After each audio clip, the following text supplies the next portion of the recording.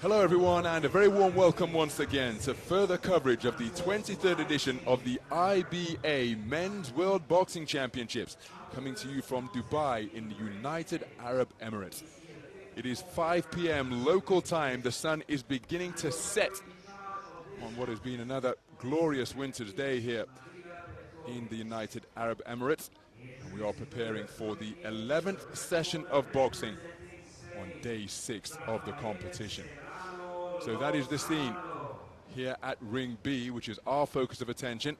And there we see the round of 16 encounters that are taking place across 54 kilogram bantamweight, 63.5 kilogram light welterweight, and the 86 kilogram cruiserweight divisions. We've got 12 contests in store for this 11th session of boxing, and the stakes incredibly high because from the $8.23 million prize pool, the winners of the bouts here today who progress through to the quarterfinals will guarantee themselves at least $10,000 US.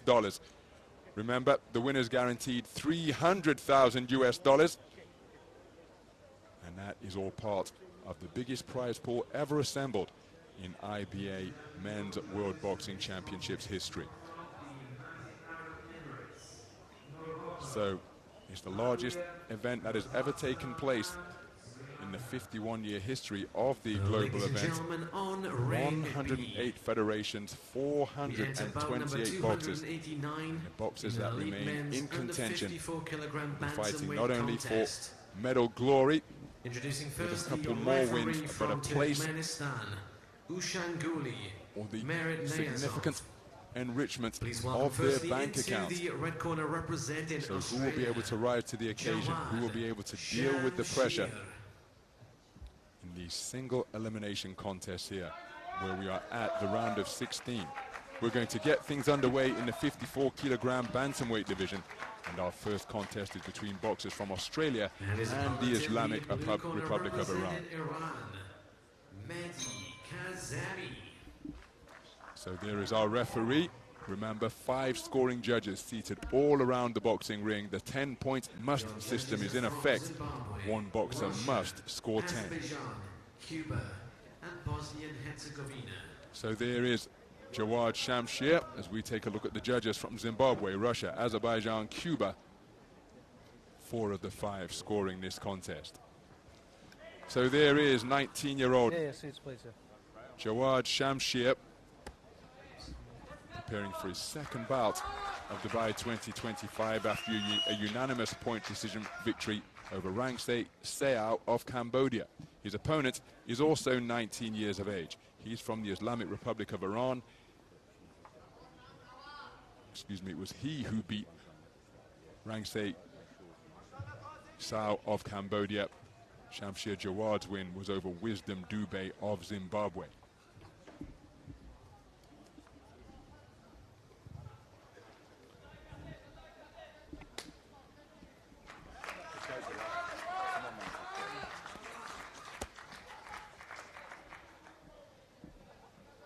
Round 1.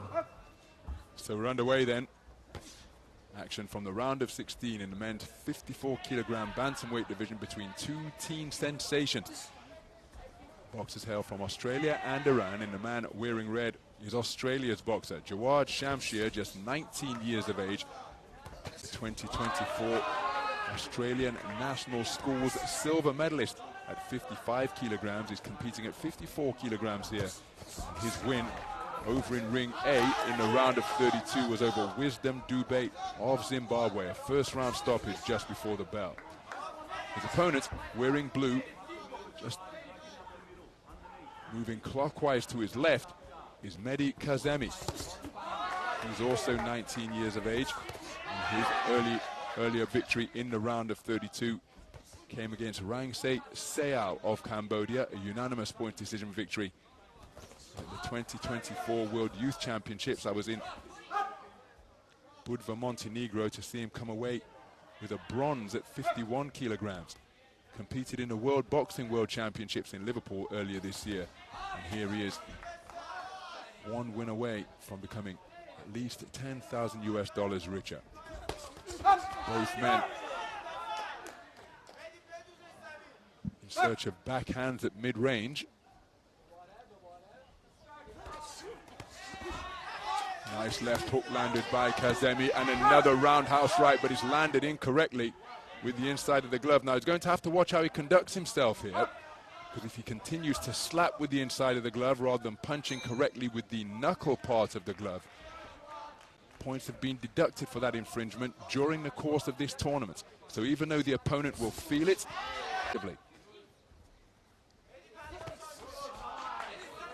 so Shamshir in search of the backhand, bringing the left hook into play. He too could be guilty of landing with the inside of the glove rather than the knuckle part of the glove. He reached for a straight shot to the body. A right hand counter came with over the top from KAZEMI. Solid overhand right landed by KAZEMI, with Shamshir retreating to the ropes.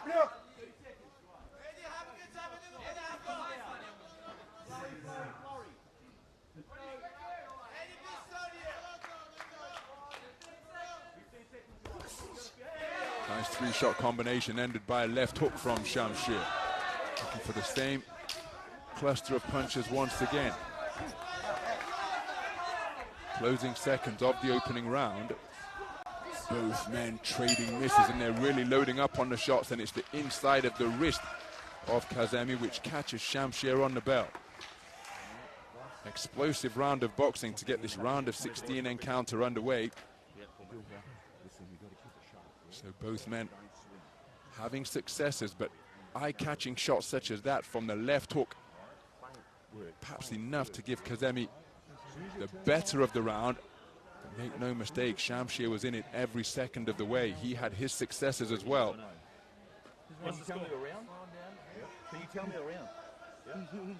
Well, the Australian coach is asking for the score. We can see it here, courtesy of the IBA live scoring, and it is a 3-2 split in favor of KAZEMI. Judges 1 and 2 preferring the work. Excuse me, judges 4 and 5 preferring the work of the Australian boxer. Let's go. Round 2.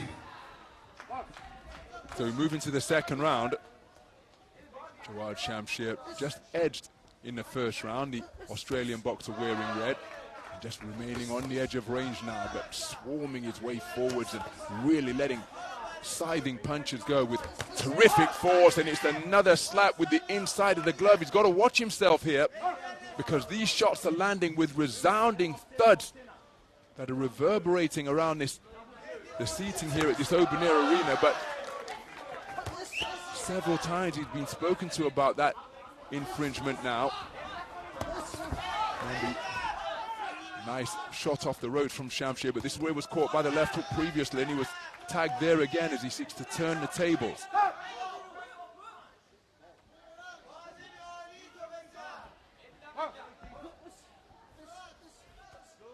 So nice movement in the pocket from KAZEMI to avoid that attempted pressure, but then SHAMSHIR showing his reflexes as well to avoid the attempted counter-attack. Solid right cross landed by KAZEMI, and then he lands a left hook. And SHAMSHIR slipping and sliding across the ropes, momentarily southpaw as he launched that leaping right hook. Oh, both of these men have been spoken to frequently. The head of SHAMSHIR just touched up by that two-shot cluster from KAZEMI. And the amount that they are being spoken to, I hope neither of them is Dr. Point, which would alter the complexion of this contest. Nice 1-2 from SHAMSHIR, but back comes KAZEMI straight away, and the two men exchanging shots at mid-range are relying on their reflexes and head movement to avoid the incoming fire. SHAMSHIR just giving himself some room to work by getting off the ropes. But KAZEMI enjoying success, and where we're having terrific trade-offs, and there's a fantastic right hand, but again, he's spoken to about slapping with the inside of the glove rather than punching with the knuckle part of the glove. Now, make no mistake, SHAMSHIR will be feeling the effect of these shots, but because they're landing with the inside of the glove, they may not be considered point-scoring shots. There's an altogether more correct right cross, and another one. Solid right hand. Oh, well, he's been called a slap again. And I thought that one did land correctly. Remember, when you dig out World Championship footage from days of yore, the gloves used to have a white component, whether they were red or blue. Oh, dear me. So a point has been deducted from the card of Jawaad SHAMSHIR for not keeping his head up. Now, if he's just been issued a warning for that, I would suspect if KAZEMI is spoken to about punching incorrectly again, he may well have a point. Oh, that's a cracking left hook, and it disorganized the boxing stance of SHAMSHIR. Dramatic conclusion. Oh my goodness, now what's going on here? Well, I'm sorry, I think this is an inopportune time to issue that count, but we did say it was coming. Both boxers issued a point either way. And KAZEMI spoken to repeatedly about punching with the inside of the glove, which renders it a slap rather than a punch. But make no mistake, there was a left hook which landed just before time was called and the warning issued, which completely disrupted the boxing stance of Jawaad SHAMSHIR. So the point deductions are effectively going to cancel each other out. And there's some of the Well, was there too much wrong with that? And that was the left hook which disrupted the stance. And then the shot which followed, the referee called time and issued a warning. So it's a 4-1 verdict in favor of the man in blue. Seconds out. But the distribution of the scorecards means that we have got 3 scores that are tied at 19 points apiece. Your third and Judges final 2 round. and 3 preferring the work of KAZEMI in blue. So it's all come down to the final 3 minutes in a contest where both men have been issued warnings. KAZEMI for punching incorrectly with the inside of the glove. SHAMSHIR for not keeping his head up.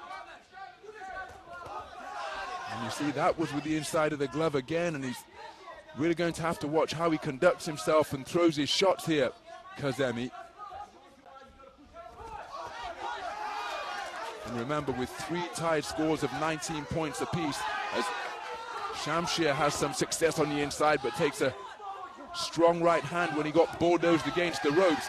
And SHAMSHIR hooking away, neither man really bothering with the rangefinder of the ring. That is the jab, and there's another clumping left hook which lands solidly.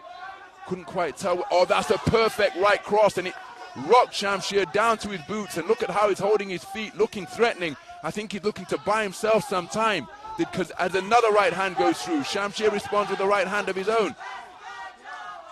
Oh no. Now as a cut occurred from a clash of heads. A cut to the right eye of Mehdi KAZEMI.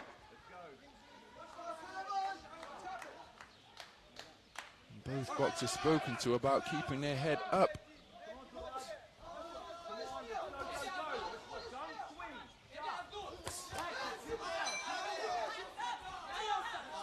So KAZEMI on the front foot, now dealing with the inconvenience of a cut right eye which was caused by an accidental clash of heads. Approaching the halfway stage of what has been an incident-filled round. And again, both men loading up with punches from the backhand, neither man looking to set up their attack with the jab. The left hand used by SHAMSHIR on that occasion as a corkscrew lead left. That was a wonderful right hand which came behind a jab, but then a counter right hand in response from KAZEMI.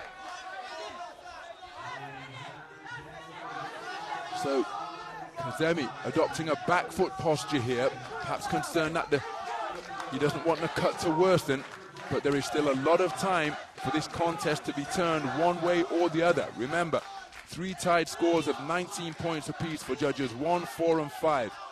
SHAMSHIR not too far away with the right hand.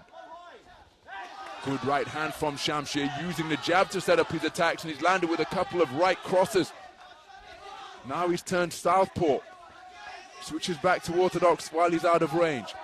Grazing right hand, and then the shot landing with the inside of the wrist, which is certainly incorrect for KAZEMI, who's been spoken to about that. Oh, that's a wonderfully clean left hook landed by KAZEMI off the back foot. And I'm not sure whether he's entering bout management mode or just concerned about the cut to the right eye that's been sustained in this round. With blood smeared across the face of SHAMSHIR, and both men planting their feet into the canvas in the closing seconds of the round as a roundhouse right landed once again. More down to the canvas is SHAMSHIR, and there's the bell to conclude the contest. An incident-filled contest, my goodness. SHAMSHIR docked a point in round number 2 for failing to keep his head up. KAZEMI docked a point in round 2 for punching incorrectly. Remember, we had 3 tied scores of 19 points apiece going into the final round. I happen to think that this man did the better work in round number 3, but he did elect to go on the back foot. Did pot shot,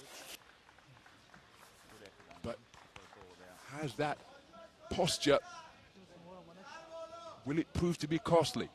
I think the man in blue has done enough at the end of a very hard-fought affair indeed to determine who's going through to the quarterfinals.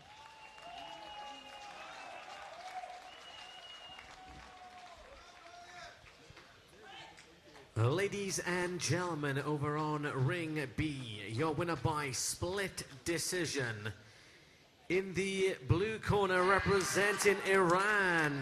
So a thumbs up to his Mehdi corner from KAZEMI. Mehdi KAZEMI, a 4-1 split decision victor over Australia's Jawaad Shamshir, the 2024 national scores silver medalist from Australia.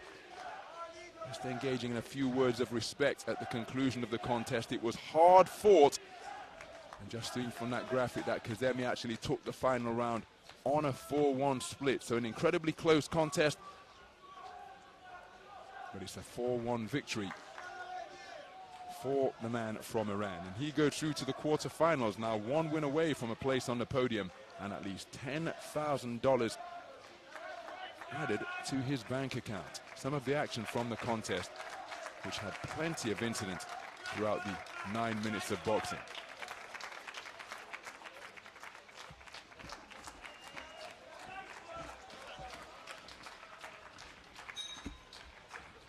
Our next contest is between boxers from Nepal and Armenia.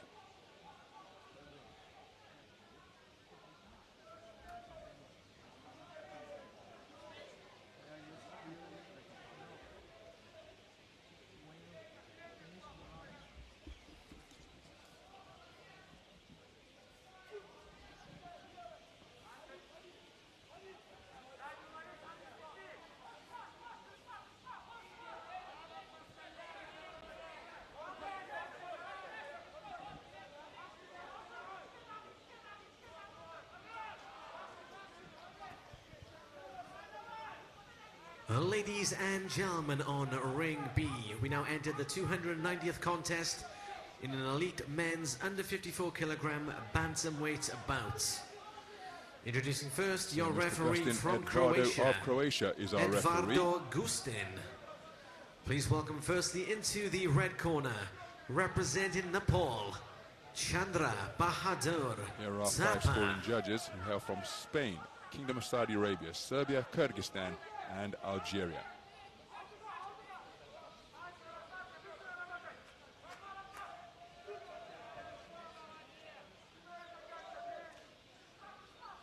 So approaching the red corner, and please welcome his opponent in the blue corner, representing Armenia, Davit, YEGORYAN. Multiple national medals under his belt, participated in 2 global Olympic qualification tournaments last year in Busto Arsizio in Italy Saudi Arabia, and Thailand to try and get to Paris 2024. Here in ring A, he prevailed on a unanimous point decision victory over Joshua Holy Masihor of Indonesia, the 26-year-old with some final instructions from his corner. Come forward, pressure fighter. He's awaiting the arrival of his opponent, who has just stepped into the ring and taken up residence in the blue corner. That is Davit YEGORYAN from Armenia, 23 years of age. And he quarter-finalist at the 2024 European Under-22 and Senior Championships. The Senior Championships taking place in Belgrade. Here, over in ring A, unanimous point decision victor over Francis Andre Guillaume of Mauritius by a clean sweep of the cards. So we're underway.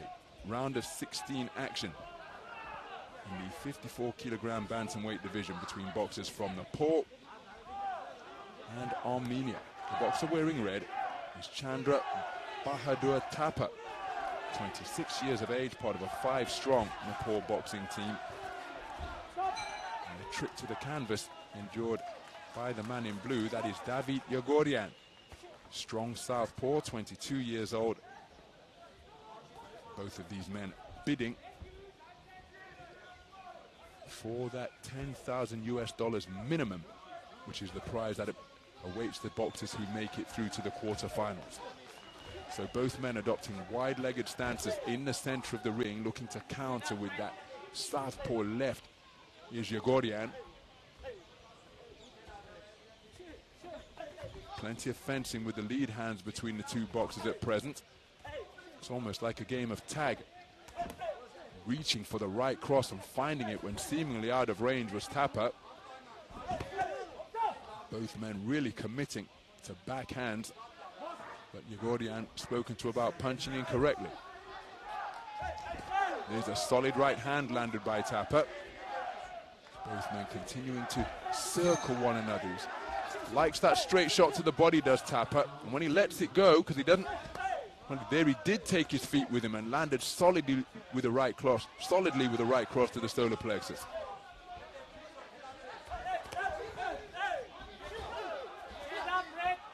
Uppercut turned underneath by YEGORYAN while THAPA tried to keep the attack going.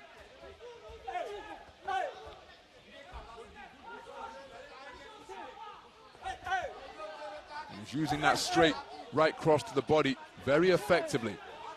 THAPA just gesturing to the referee that he felt he was tagged by a rabbit punch, but that is why the referee is there. Surely his concentration has to be solely on the man in front of him. He's doing a good job targeting the man's torso, particularly with that backhand against the southpaw, and he's grinning his gum shield in admiration of his work. So YEGORYAN yet to find his range with the same consistency. With it being orthodox in southpaw, in many respects, it's as though they're boxing in a mirror. It's often the way that boxers train against the southpaw stance if they're an orthodox. Just work, because the reflection looking back at you will be of the southpaw stance if you're an orthodox boxer. And here, the southpaw has not yet found a range with the same consistency as his Nepalese opponent. He scored repeatedly with the right hand downstairs, and YEGORYAN playing counter-puncher, but his timing and distance haven't been as effective as THAPA. First round in the book ended with a respectful tap of gloves, and I happen to think that the man in red has done enough to take it.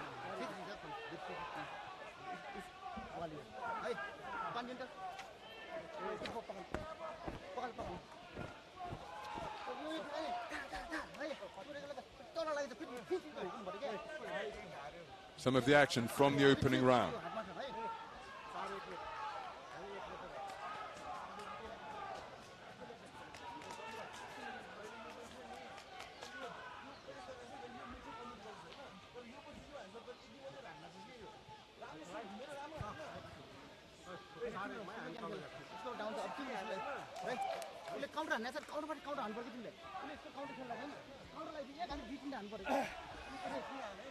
Seconds out. Well, I find those scorecards rather bewildering. I'm not quite sure how 4 judges could have scored Round 2 for YEGORYAN, because to my mind he was scored upon repeatedly by that right cross to the body, and yet he has taken it for 4 of the 5 scoring judges, when from what I saw he didn't score upon the man anywhere near as consistently or as effectively as the man in red. And look at the change of tactics that has brought about now, because despite prevailing in what was a game of fistic tag up in the boxing ring by scoring with repeated right crosses to the body against the southpaw in blue, 4 judges have scored for YEGORYAN, and now credit to him, because THAPA and the corner have had to change tactics, and he's got to operate with a different approach, and that could well play right into the wheelhouse of a counter-puncher like YEGORYAN. But I do find those first round scores rather bewildering.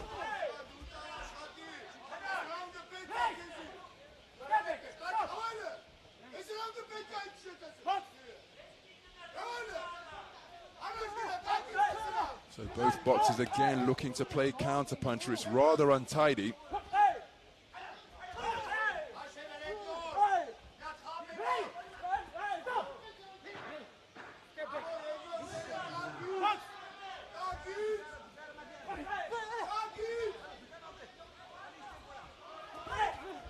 Heads coming together on the inside in this battle between orthodox and southpaw. It's rather untidy.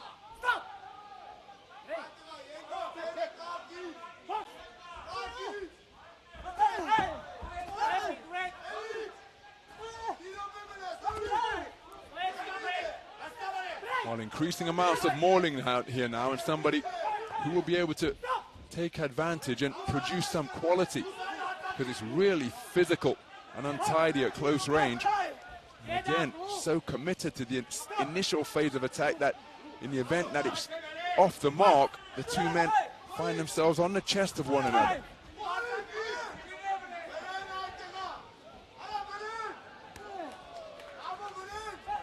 Good right hand landed by THAPA. Slapping left hook landed with the inside of the glove, and he's going in search of that lead left hook now.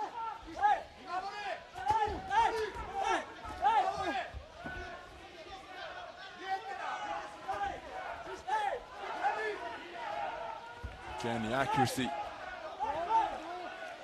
has to be increased here.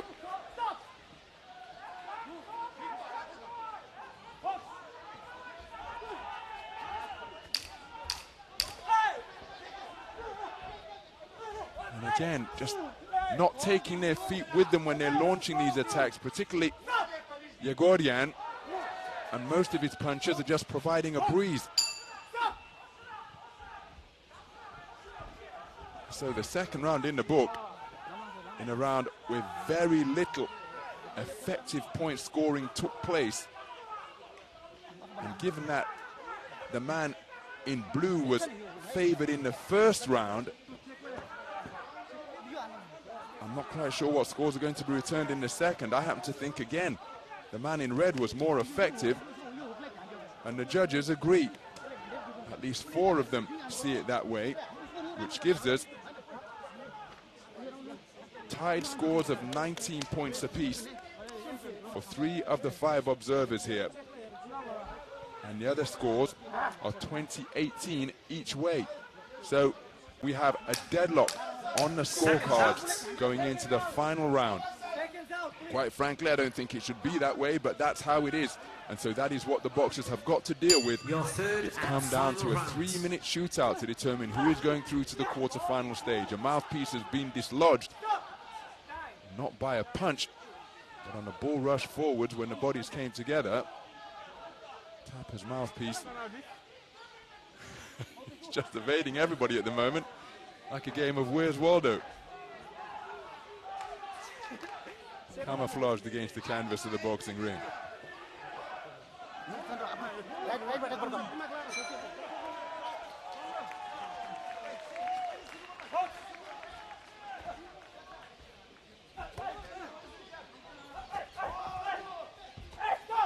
So practically the entirety of round 3 remaining after that early intervention. And now this has really changed things. And what approach will THAPA take? Because a point has been deducted from Yegoryan for excessive holding. Here the referee saying no holding blue. THAPA using the space of the ring now and getting back to the raiding attacks. Not with the accuracy they showed in round 1, but the tactics that he showed in round 1. Mouthpiece has come out again, and it's, oh my goodness, it's THAPA's mouthpiece once more.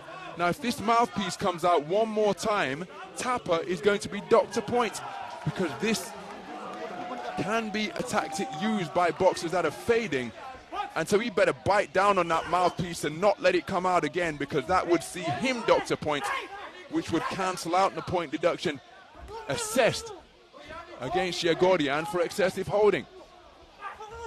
Doesn't want to be in that type of territory. He's got to engage and keep the officials happy. He doesn't want to be holding, because the referee, if he takes the point, it will bring us back to parity once again. Surely the corner have got to be yelling the instructions to THAPA to get himself out of these types of clinches and bite down on that mouthpiece with all the power that his jaw can muster. Doesn't want to be here. Very untidy is this contest. The boxers flailing into one another once again. You can't fault their industry, but the accuracy and effectiveness, as THAPA did produce a 2-shot burst of quality. But Yegoryan hasn't really found his range with any consistency here tonight.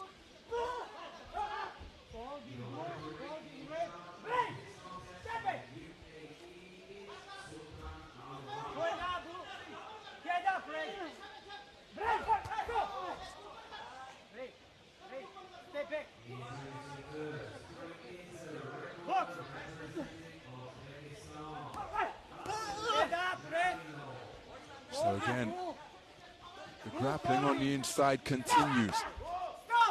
And again, who is heeding the referee's command to stop? Only 44 seconds remaining, and Yegoryan needs a massive burst of quality here. His easiest route is to take his man out in the remaining time, but he's not really found his distance those aren't scoring punches for my money. Can't fault the man's effort. He's trying to find his distance, but he's pressing leather rather than throwing point-scoring shots.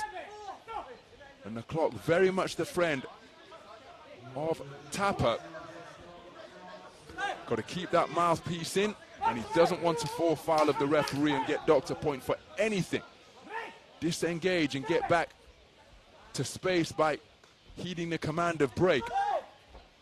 And there's the bell, and I think it is going to be Chandra Bahadur THAPA going through to the quarterfinals. It was a really hard-fought, physical affair. Lots of mauling and grappling on the inside. No man, at least YEGORYAN, not finding his timing or distance at all here tonight. Can't fault the commitment demonstrated by both boxers, but I think it's the man in red who's got the tactics right, despite round one being scored against him, and I think he should be going through to the quarterfinal stage.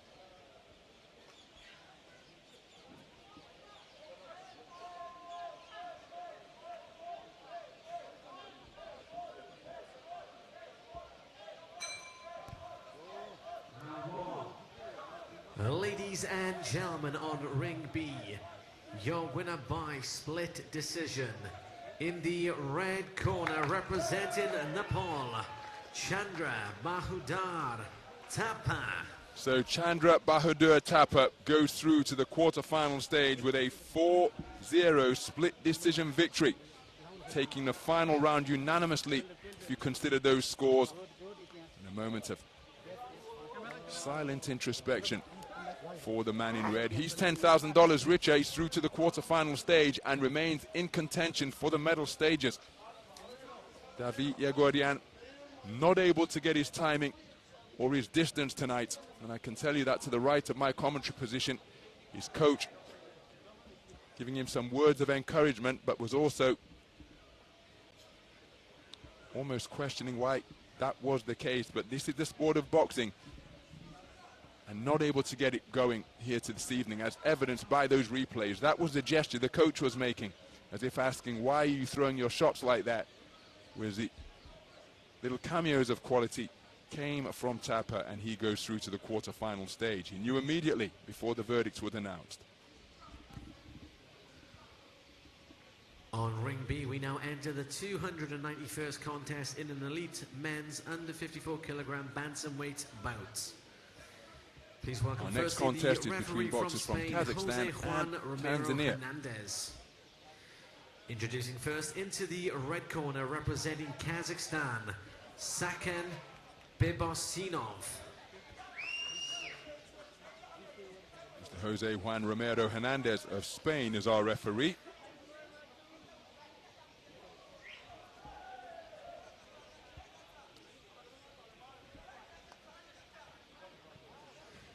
And his opponent in the blue corner, representing Tanzania, Faki. Now scoring judges hail from Cuba, Russia, Zimbabwe, Moldova, and the Islamic Republic of Iraq. Your officials and from Iraq. Cuba, Russia, Zimbabwe, so there is Moldova, the familiar figure and Iraq of Saken Bibosinov, part of a 13-strong Kazakh boxing team, the 2021 World Championship gold medalist at flyweight, competing here at 54 kilogram bantamweight. And in the delayed games of 2020 at Tokyo, he was a bronze medalist at the same division. His opponent is Faki, the 2025 Africa Zone 3 Championship bronze medalist. As we take a look at Saken Bibosinov, so much experience under his belt. His opponent is 22-year-old Faki, bronze medalist in the Africa Zone 3 Championships earlier this year in Nairobi. At the round of 32 here, he scored a second-round stoppage over Sultan Al-Noaimi. 2 8 counts in round 1 and 8 counts in round 2. Compact, precise, volume puncher. Will he be able to utilize those tactics against the estimable figure of Saken Bibosinov of Kazakhstan?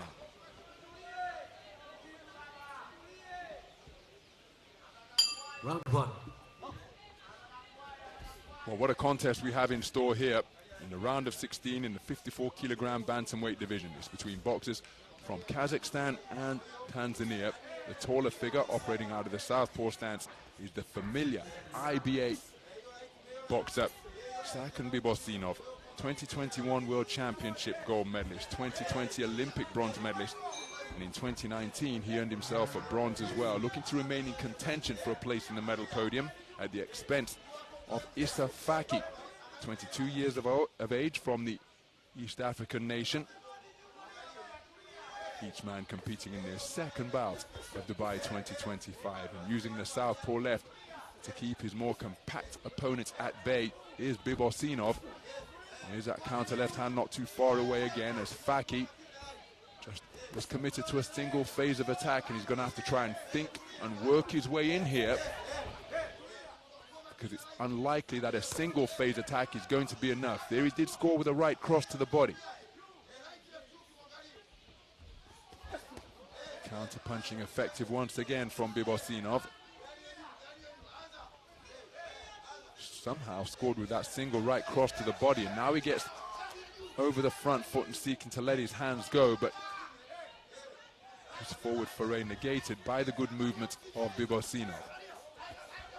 Lead right hand not too far away, but for a man who boxes in the manner that he does, perhaps going to have to pick up the pace here. Issa Faki catching the man from Kazakhstan on his back, which is illegal, of course. Bibosinov didn't turn his back, but he did pivot smartly out of the pocket. Left hand bolo shots, a scoring shot from Bibosinov. Keep the attack going now is surely the order of the day for Issa Faki, but he's such a good ring general, Saken Bibosinov.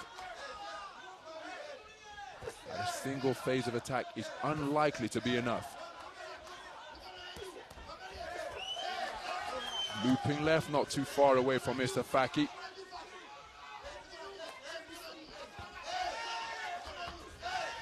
Again, wonderful escapology being demonstrated by Bibosinov.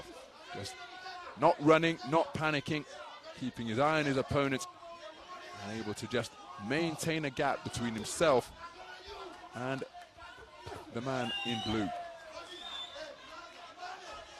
Scored with a couple of single punches, and again, easy to score when you see a boxer operating in this manner, because his successes are punctuated by time and by space. Slapping right hand celebrated by Bibosinov as the two men came together. And he's got to carry his feet with him more consistently, Issa Faki. Nothing wrong with the man's industry, but his accuracy and his effectiveness bettered by Saken Bibosinov over in the red corner.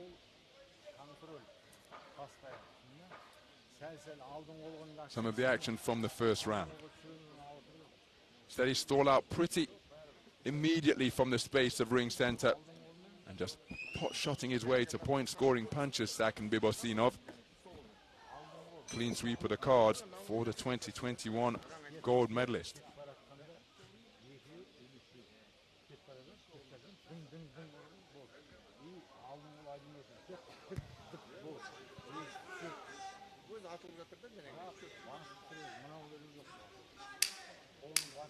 Seconds out.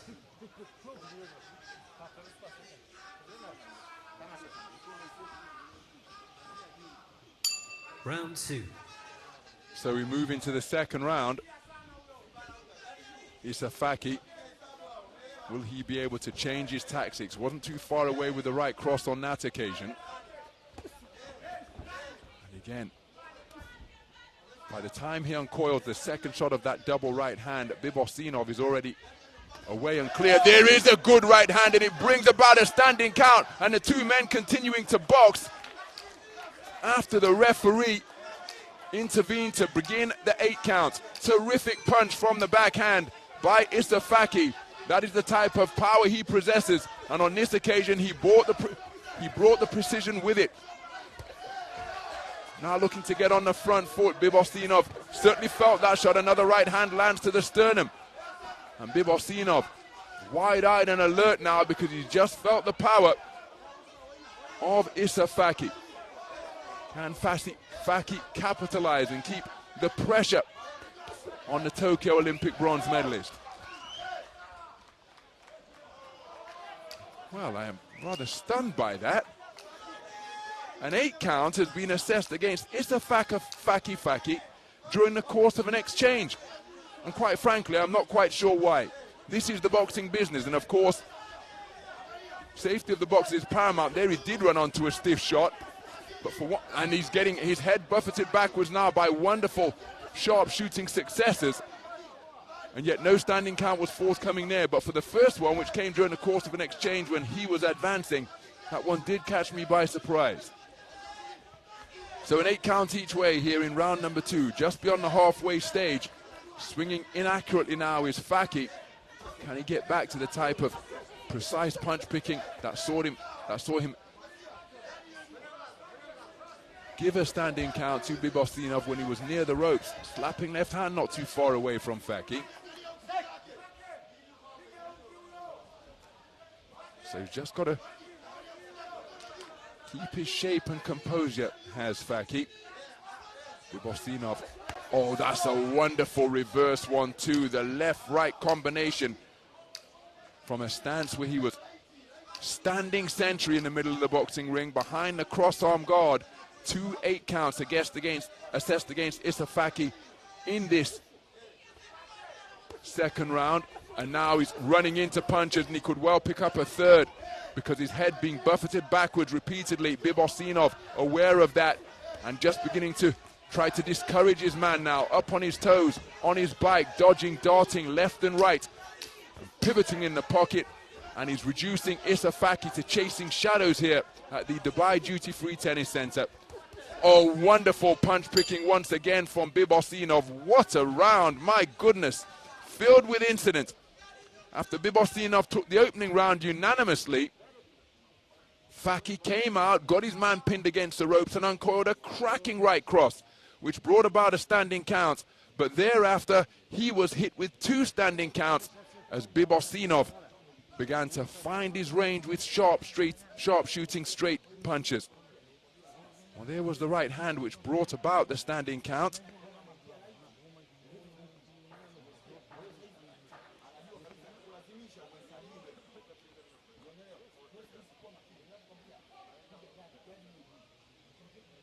And this was where the head of Faki began to be snapped back. There was no 8 count on that occasion, but when it was buffeted in similar fashion, an 8 count was produced. And 4 scores of 10-8, giving Bibostinov a massive advantage going into the third and final round. Your third and final round.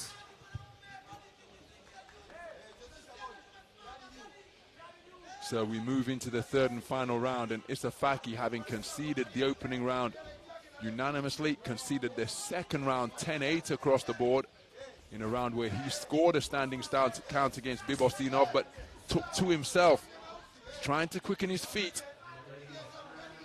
But the arcing punches that he's launching, well, they're proving rather easy for Bibostinov to deal with, courtesy of his brilliant movement and his ring generalship. Issa Faki up close, left hook wasn't too far away at the end of that cluster of punches, but that's arcing right uppercut, countered immediately, and another counter left cross, catching Issa Faki as he's loading up.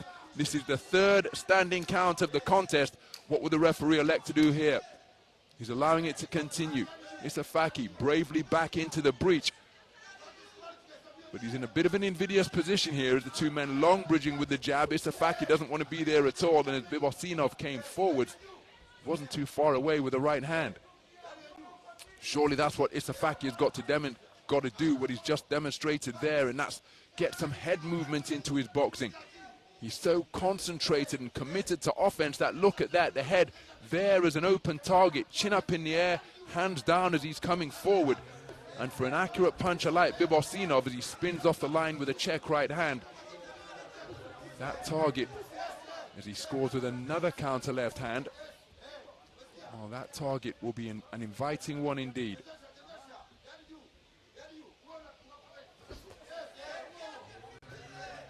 So having repeated success with a southpaw left is Bibosinov, because Faki is launching his attacks from too far away, and most of them are single phase attacks. He takes another right-left combination to maintain the gap between himself and his opponent. Well, that was rather gentlemanly conduct up in the boxing ring, because Issa Faki just stopped. I think he thought he heard a command from the referee. It may have been from the public address announcer over in ring A. But he's got to pick up the pace here, Issa Faki, not too far away with a left uppercut. Nice to see him moving his head in. He comes through with a raiding reverse 1-2, the looping right hand followed by a roundhouse left from the orthodox stance. But he needs to do more of that, because he's got to get his man out of there inside the closing seconds. Easier said than done, of course. Now Bibosinov just managing the clock, because he knows he's one step closer to a return to the medal rostrum on the World Championship stage.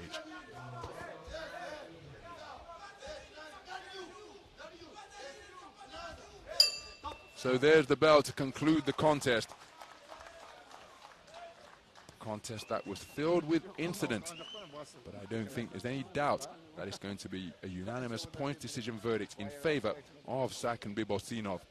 Took the first round unanimously, took an 8 count in the second round, delivered 2 8 counts in that same second round to take it 10-8 across the board, and then controlled matters pretty comfortably in the third and final round, despite the best efforts of Issa Faki.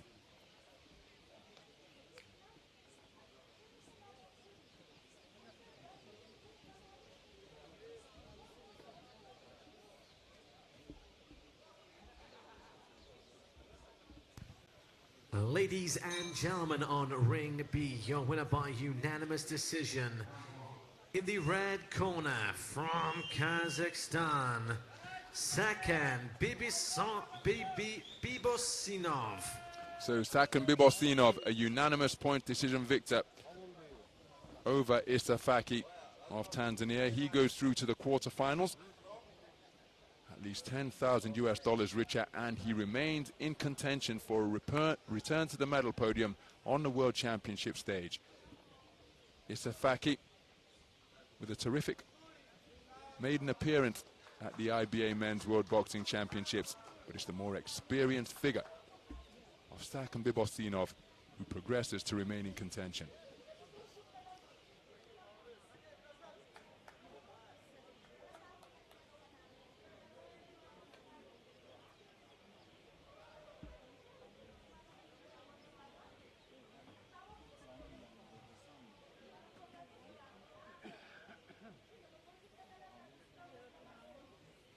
Our next contest is between boxers from Sri Lanka and Zambia.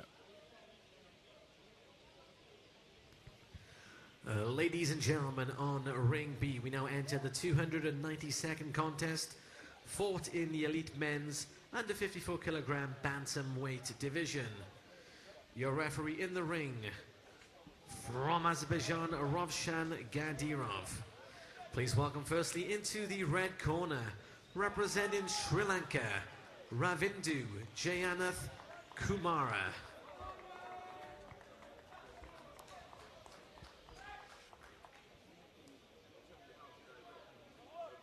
So here then the 5 scoring judges from Uzbekistan, Algeria, Bosnia-Herzegovina, Croatia and Kazakhstan.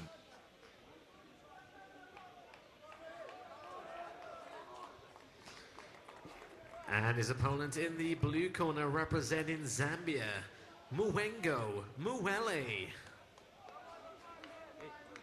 So there is the man in the red corner.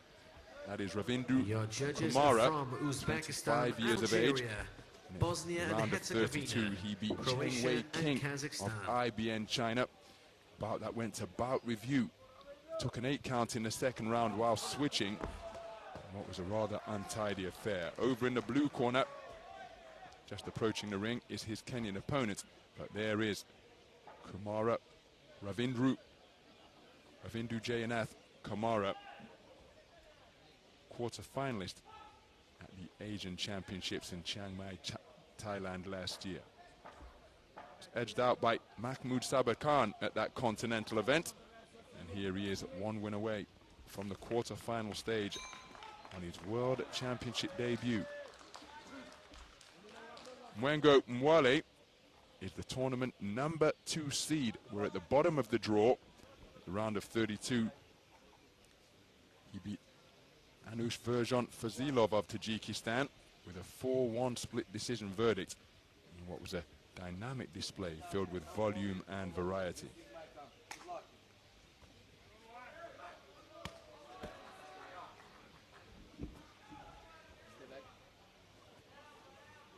Round 1.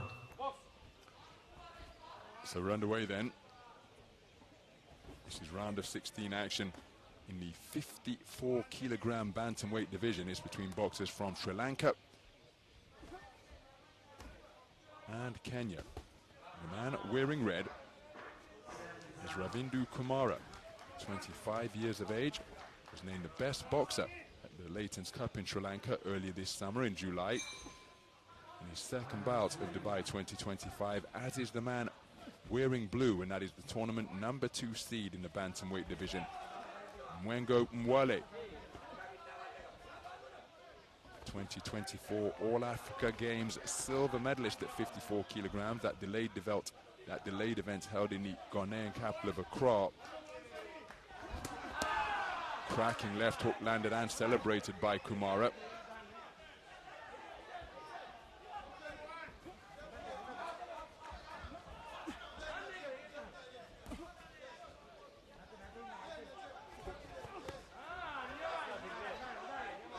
So Mwale looking to work his way into range, but these are two long-limbed boxers.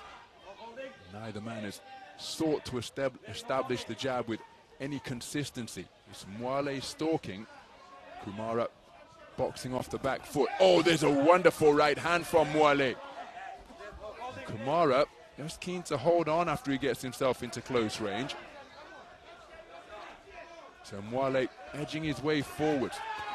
Kumara driven back in a straight line to the ropes just above our commentary position here, and he's really looking for that backhand with real purpose, Mwengo Mwale.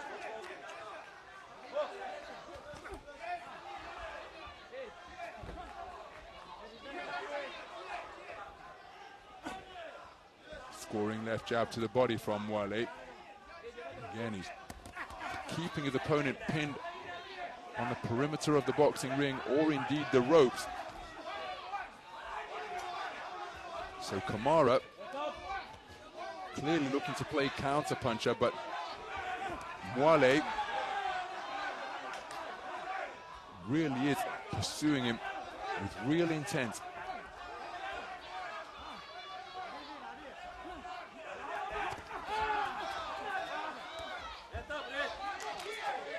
So an untidy attempted exchange between the two boxers, neither man particularly accurate, and again the boxing stance of Kumara disrupted, and then he just took his opponent down.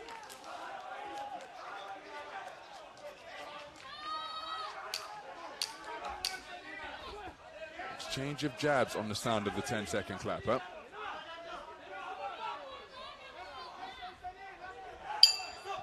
So the first round in the book. Mwale not particularly interested in a high five at the end of the round.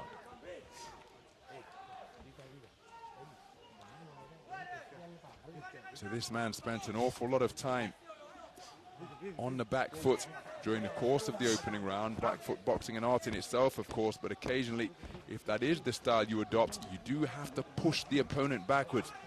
I happen to think that the man in blue did the better work, and that right hand was the most eye-catching shot of the opening round. Moment of quality produced by the All-Africa Games silver medalist.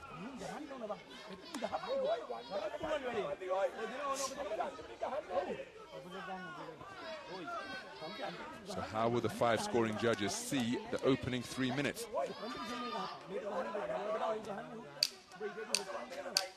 Seconds out. And it's a 3-2 split in favor of Mwale. Round 2. So we move into the second round, and both men out to the middle of the boxing ring, and Mwale picking up the pace and backing Kumara into his own red corner. Kumara's punch attempts rather devoid of quality while he was in that confined position.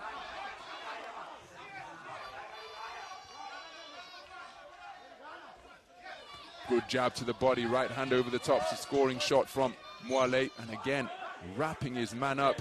He's going to have to watch himself here, Kumara. Clenching, all part of the sport of boxing, of course. As a nice right uppercut is turned underneath and attempted again by Mwale. And look at that, he's just been spoken to by the ref, and yet he is hugging Mwale like a long-lost brother. And the referee speaking to him in no uncertain terms about that infringement. Standing on the ropes and inviting pressure and claiming his man again. Turning the tables, but he's not freeing his hands and he's not looking to punch. Now he's turning his back, and the referee left with little choice other than to deduct a point for excessive holding, because that really is excessive. Left jab captures him on the resumption, claims his man, spins out of the corner, but there is no attempt at offense coming from Kumara as he takes a left hook, and he's almost in survival mode here now, approaching the halfway stage of this second round. So Mwale looking to walk his man down once again. He's just gone back to the ropes once more and he's turning his back. The referee asking Kumara to engage, but he's not really showing much enthusiasm for doing so. There he holds his feet and tries to let some punches go, only to hug his man around the waist once again. And it's going to be a second point deduction. And he's on his way to a disqualification here because there is still a round and a minute scheduled to remain. He's on the back foot, disengaging once again, and he claims his man after just being docked a point for that infringement for the second time. He's really walking a tightrope here, is Kumara, going from corner to corner. Now he's in his own corner and claims his man once more. Uppercut to the body on the disengagement, and Mwale is completely bossing this because of the negative ring position and approach being adopted by Kumara. He's disengaging, he's not looking to score. And he takes another right hand and, well, I wouldn't be surprised if a point deduction's forthcoming here. In his attempt to hug his man, grabbed him around the waist and slipped down to his knees to the canvas. Now that buys a boxer under pressure time, and now he's just inviting pressure on the ropes, being worked over to head and body. And these are really bad moments being experienced by Kumara as he takes a howitzer of a right cross over the top. That is a really bad round that has been endured by the man from Sri Lanka.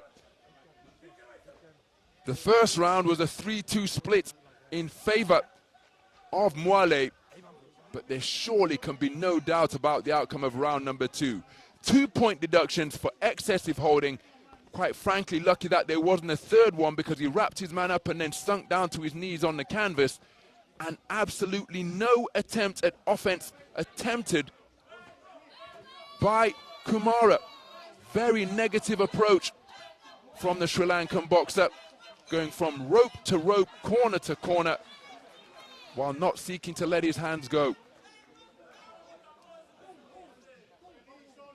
And so 3-10-8 scores returned in favor of Mwale. He's in complete control going into the third and final round.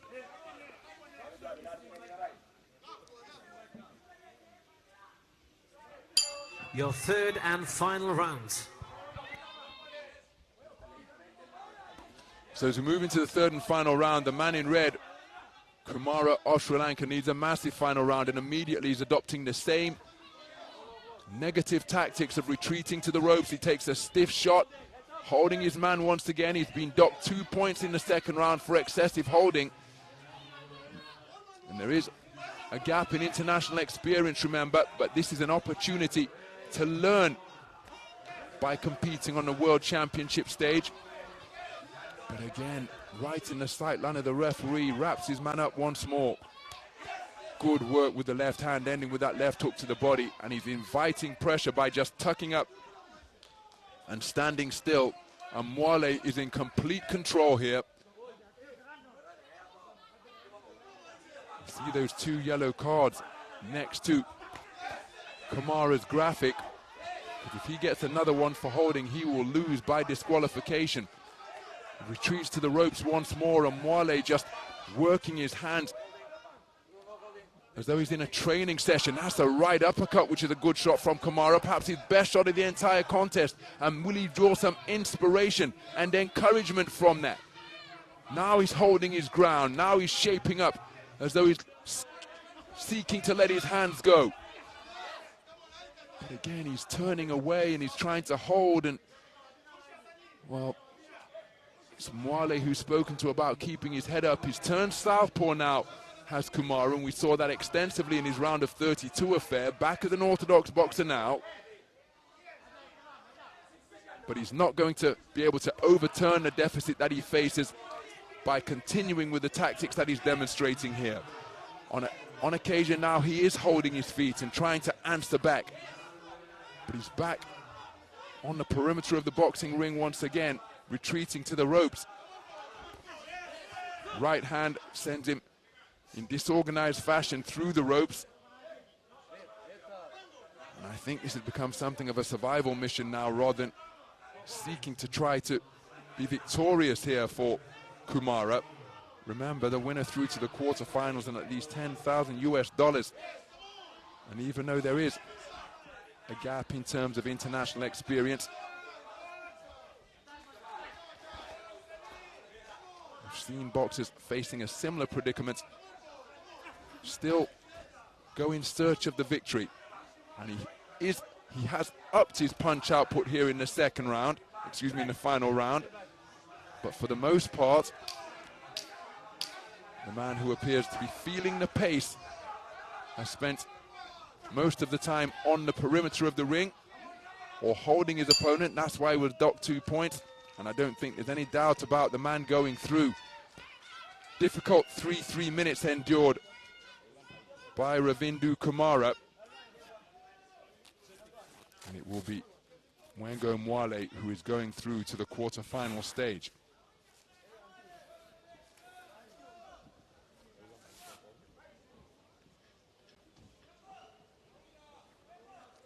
Well, plenty to ponder for Kumara, for he and his team when they return back to the gym at what is now the conclusion of his tournament. Let's get the official particulars, which should see the man in blue going through unanimously. Ladies and gentlemen, on ring B, your winner by unanimous decision. In the blue corner, representing Zambia, Mwengo Mwale. So Mwengo Mwale, the tournament #2 seed, through to the quarterfinal stage with a comfortable unanimous point decision victory over Ravindu Kumara of Sri Lanka. 2 contests in the tournament for Kumara, invaluable experience gained, but Mwale rather dominating that round of 16 affair to go through to the quarterfinals and enrich himself by at least $10,000 US. Some of the action from that contest, where 2 points were deducted from Kumara for excessive holding in the second, and he wasn't able to get his boxing together in the manner that he and his team would have liked.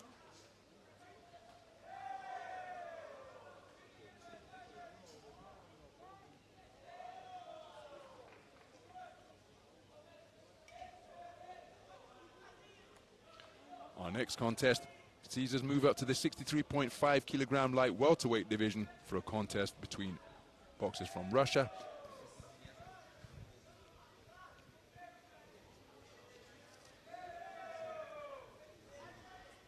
and Libya. Ladies and gentlemen, on ring B, we now enter bout number 263 in the elite men's under 63.5 kilogram light welterweight division. Our referee is Mr. Guo Zhang from China. Guo Zhang. Please welcome into the red corner, representing Russia, Our Ilia, 5 scoring Popov. judges hail from Zimbabwe, Cuba, Serbia, Kazakhstan, and Iraq.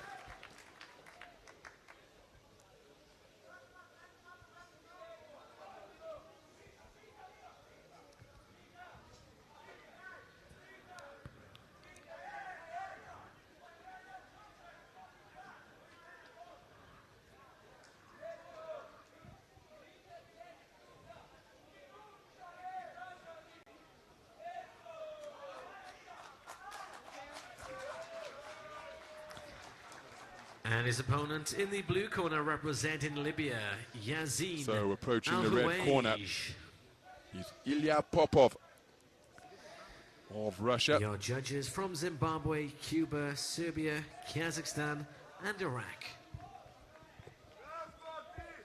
Outstanding boxer in the IBA code is Ilia Popov, preparing for his third bout of the Dubai 2025, having boxed in a round of 64. He prevailed over Fiston Mbaya of DR Congo. The man in the blue corner is from Libya, and that is Yazin Alhuwayj. So there is the 25-year-old Ilia Popov.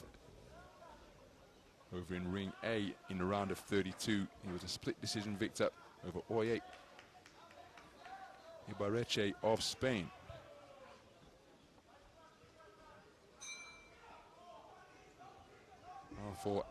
As for Alhuwayj, well, he was a split decision winner over Sinzelewe Mbata of South Africa in ring A.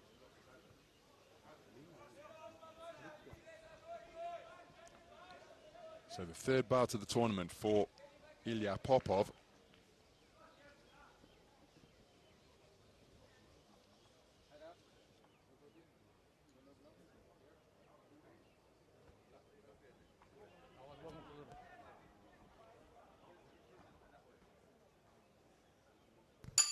Round one.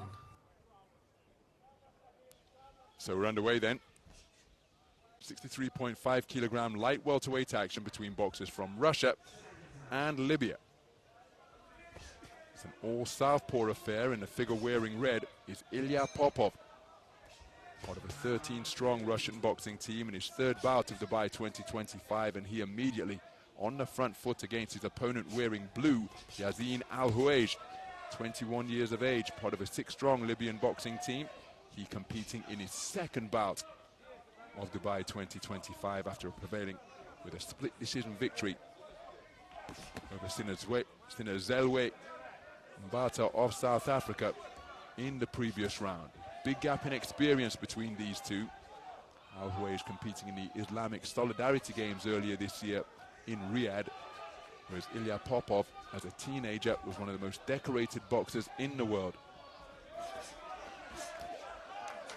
Commentated on the Youth Olympic Games in Buenos Aires in 2018, where he boxed his way to gold. He took European Youth Gold and World Youth Silver that same year in what was a bumper 2018.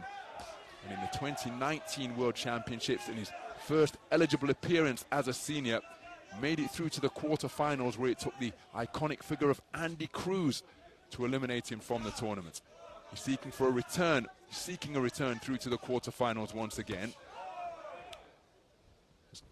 Alhuwayj finding himself near the corner and just takes a left cross before he's able to move out counterclockwise to the space of center ring.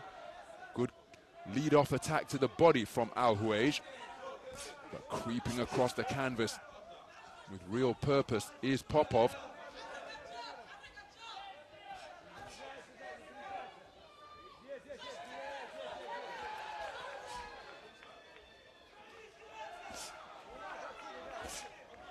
Both men seeking to land snappy, sharp southpaw right jabs, but it's Popov who's varying his, dropping down to the body.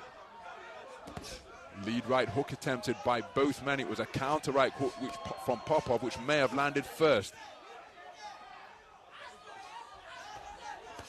Beautiful counter right hook again from Popov, catching Alhuwayj as he sought to spin off the line and out from the ropes to the space of the middle of the ring.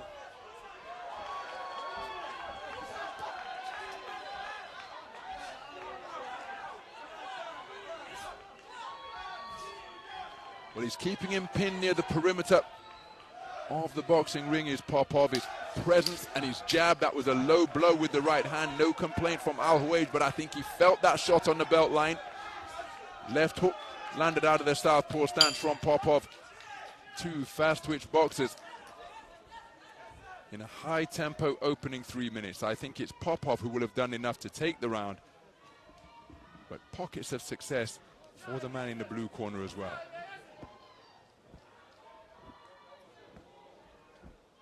There's an example of the pressure that Popov was bringing to bear, keeping Alhuwayj on or near the ropes for practically the entire 3 minutes.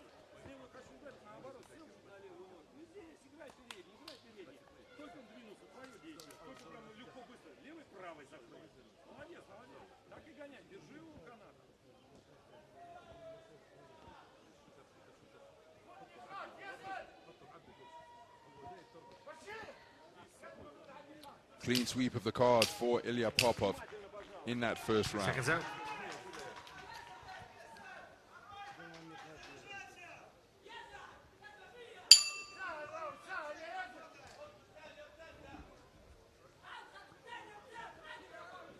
Round 2.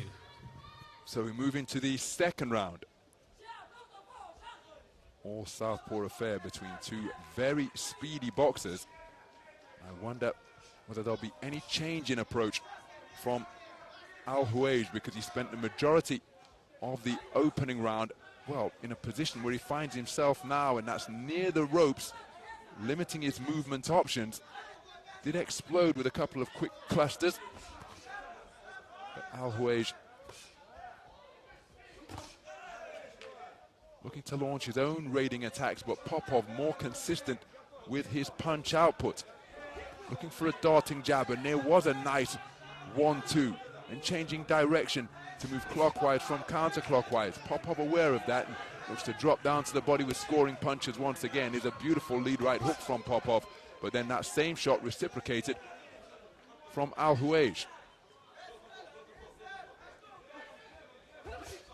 Good left hand to the body from Alhuwayj, who's spending less time against the ropes now, and by using the space of center ring, he's having his best success of the contest. Popov will be no doubt looking to lay a trap and make him think that he's comfortable, but he's now adopting the cross-arm guard after being scored up onto the body, and one wonders, did that cluster of straight punches downstairs hurt Alhuwayj? Tucking the chin behind the shoulder in the Philly shell.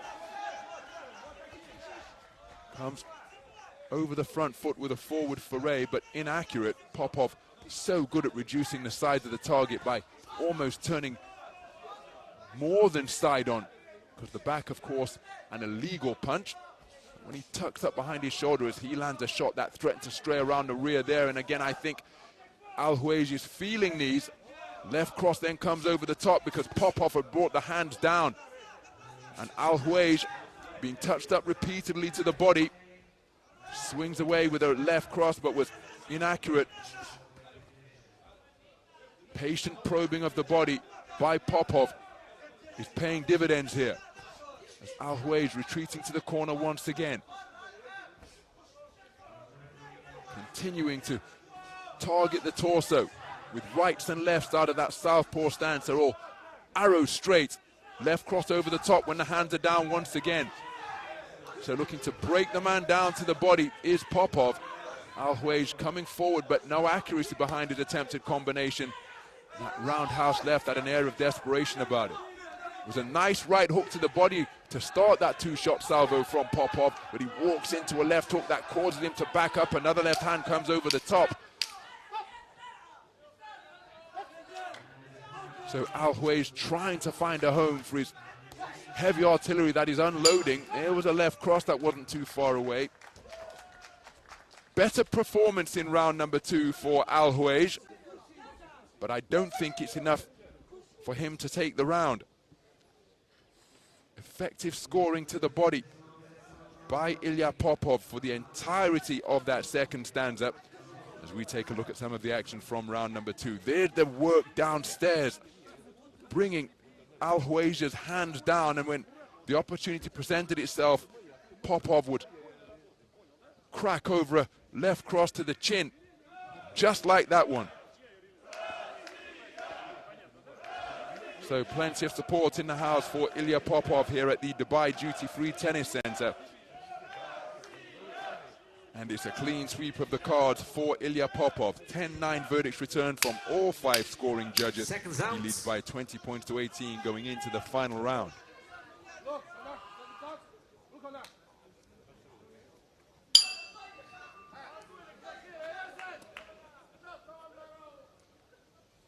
Your third and final round. So into the final round we go, and Yazin Alhuwayj has conceded both of the opening rounds unanimously, and again that jab really driven into his belt line once again. And I think he's been feeling the effects of these body shots. As again, Popov only wanting the body. So the belt line has to remain visible, of course. Hence the intervention and the adjustments made by the Libyan corner. Now they're taking their time here, which is giving their man something of an impromptu breather. Very neatly done by the cornerman, but I think the onus is to get it done quickly and get the contest underway again. I think it's going to require some more adjustments because it's half tucked into his protective cup and the shorts are sliding down right before our eyes, so they may well be called upon again as Popov resuming his targeting of the body. Look at that stab jab downstairs and the rapier-like crosses that are being driven in. Single phase attacks easily dealt with by Ilia Popov. And again, he's continuing to drive in straight punches to the body. There's an example of how he gets totally side on, tucking that chin behind his shoulder and presenting almost nothing to hit. There's a character called Flat Stanley from children's books in the days of yore.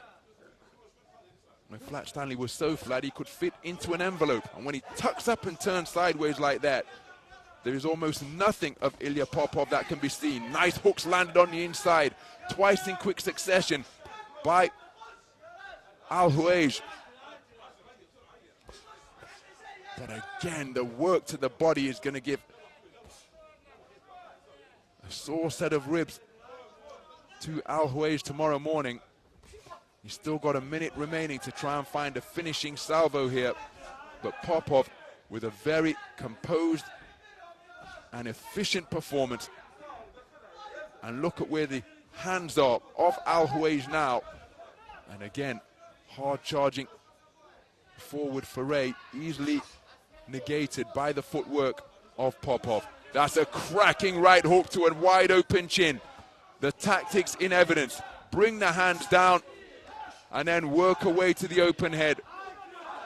It's really been an efficient, clinical display by Ilia Popov. No wasted energy, no excessive movements, and look at the difficulty that Alhuwayj is having breathing, and he's taken down to the body, slowly chopping down the tree. We've been highlighting his work downstairs throughout the entire contest, and ultimately, to get some respite, Yazin Alhuwayj with no choice but to take a knee to the canvas. 10-second clapper has sounded, and on the resumption, it's another jab to the body from Popov. And that was a really effective, efficient, and clinical display from Ilia Popov. Game performance produced by Yazin Alhuwayj. But it's going to be the man in red who goes through to the quarter-final stage, emulating his accomplishment in 2019. In those days, no prize money was available, but for his accomplishments here, Ilia Popov is at least $10,000 richer and remains in contention for a place on the medal rostrum with one more win.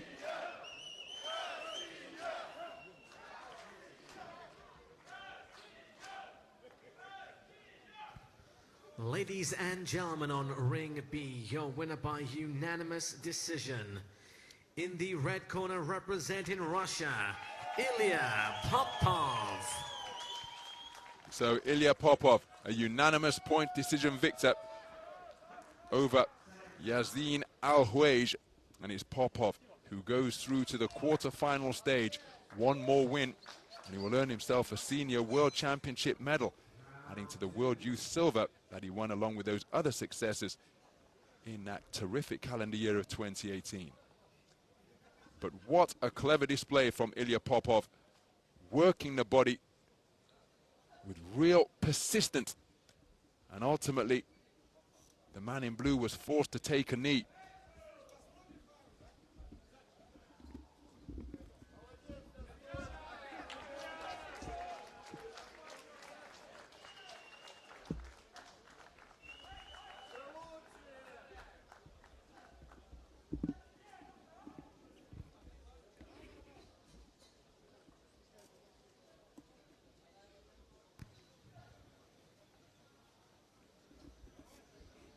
Our next contest is between boxers from IBN, neutral Puerto Rico, and Albania. Ladies and gentlemen, on ring B, we enter the 294th contest in an elite men's under 63.5 kilogram light Referee is from welterweight Kyrgyzstan. bout. Introducing first your Our referee 5 scoring from judges hail from the Kyrgyzstan, Kingdom of Saudi Arabia, Zeinulinov Russia, Algeria, Bonkoweva. Turkmenistan, and Cuba. Please welcome into the red corner, representing IBN Puerto Rico, Julian Gabriel Ortiz Rivera.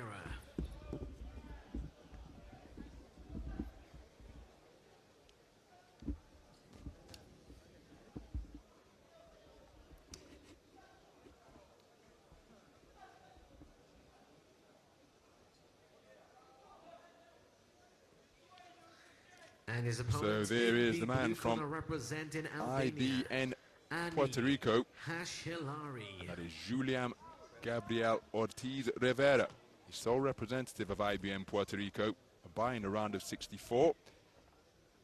In a round of 32 in ring A, From the the Kingdom of Saudi 20-year-old Arabia, prevailed over the man Russia, from Cabo Verde, Algeria, hurting him in the second Turkmenistan, round, and Cuba. completely changing things in his favor to eliminate Admilson Carvalho to progress through to the quarterfinals here. His opponent is Annie Haxhillari, 26 years of age, part of a 4-strong Albanian boxing team, a bye in the round of 64. And in the round of 32, he beat the Czechia national champion David Karbash on a unanimous point decision verdict. Picks his punch as well as the organized economical southpaw.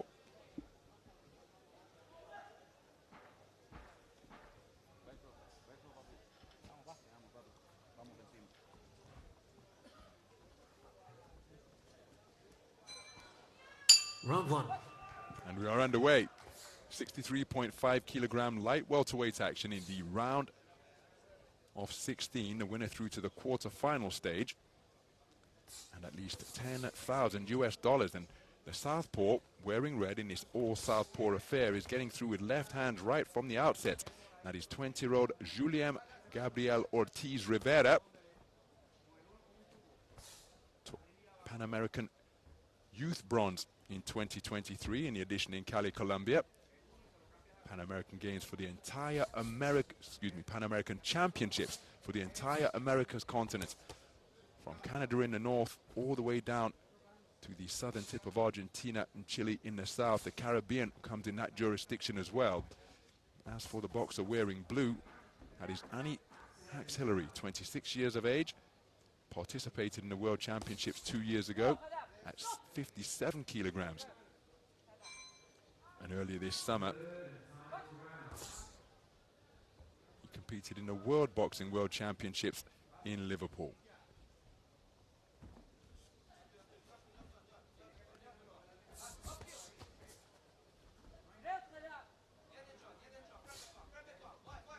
So Haxhillari just trying to bob and weave his way inside, but you can see he's got that reach advantage enjoyed by Ortiz Rivera to overcome. Uppercut to the body landed by Ortiz Rivera, and you can see that the reddening around the left side of Ortiz Rivera's face. That's a wonderful right jab landed by Ortiz Rivera. Good work to the body. Cuffing attempted, southpaw right attempted upstairs by Haxhillari. Effective left jab from Haxhillari, but then a 2-shot counter in response from Ortiz Rivera. Now both men digging down to the body. The taller boxer happy to concede his height and reach and meet his more compact opponent in what one would assume is his preferred territory. Good right hand to the body from both boxers, but I think Ortiz Rivera's was perhaps more effective behind the elbow. And now trade-offs taking place at mid-range.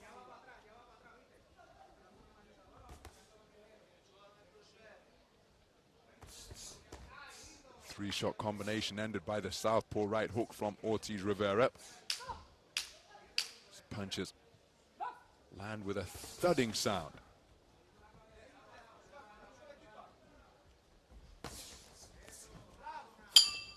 Leaving his chin rather open as he was seeking to dance and dodge while confined in the corner. First round in the book. Both men enjoying success, principally at short and mid-range. This man, the taller boxer, not hesitating to concede his height and reach advantages and meet Haxhillari in his preferred wheelhouse. Both men enjoying success. I happen to think that the work of the man in red, probably by virtue of volume as much as anything else, were enough to take that round, but it was very competitive.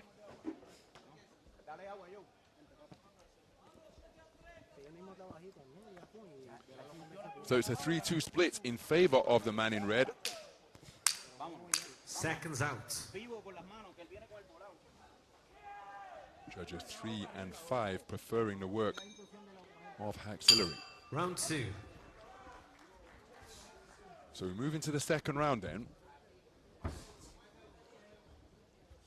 And after taking on Haxhillari at short and mid-range in the first, will the taller boxer, Ortiz Rivera, seek to utilize his height and reach? Solid right hand again while spinning off the line counterclockwise from Ortiz Rivera. That reddening is becoming quite angry around his left eye. Just watching to see whether that may open up if a right hook can be found. And now he's really beginning to sit down on his punches. And we mentioned the thudding quality with which they land suggests that he's a heavy-handed individual. And we mentioned in his victory in the round of 32 over Admilson Carvalho of Cabo Verde, it was a single shot. Oh, there's a solid right hand landed by Haxhillari. But it was a single shot practically in the second round which turned the tide of that contest, one which he ultimately went on to win by a unanimous decision. Holding and hitting into the ribcage of Haxhillari from Ortiz Rivera, but then gets back on the resumption behind a really ramrod right jab. Here's the same right hand once again. It was landed with a bent elbow on an upward climb on that occasion.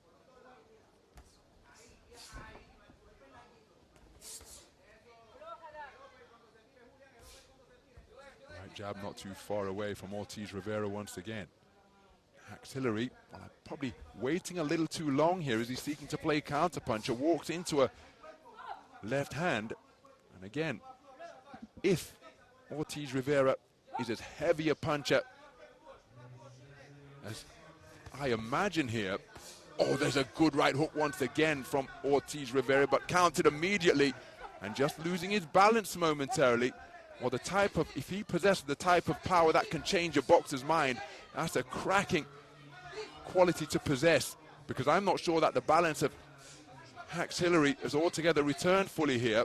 Seen taking up residence on the ropes, just trying to remain out of harm's way as a right-left combination, followed by a left hook to the body. But Haxhillari cleverly and bravely turning the tables, keeping his composure, scores with a right uppercut and presenting enough of a threat to serve as a deterrent to Ortiz Rivera so that he can't come forward with impunity. There's a right hook right onto that reddened left eye area of Ortiz Rivera from Haxhillari. But has the balance of Haxhillari been disrupted? Absorbed a few heavy punches during the course of this second round. Came square on the ropes and was picked off by a terrific combination. And I happen to think that the man in red has done enough. Remember, He edged the first on a 3-2 split. Some heavy shots exchanged between the boxers during the course of that second round.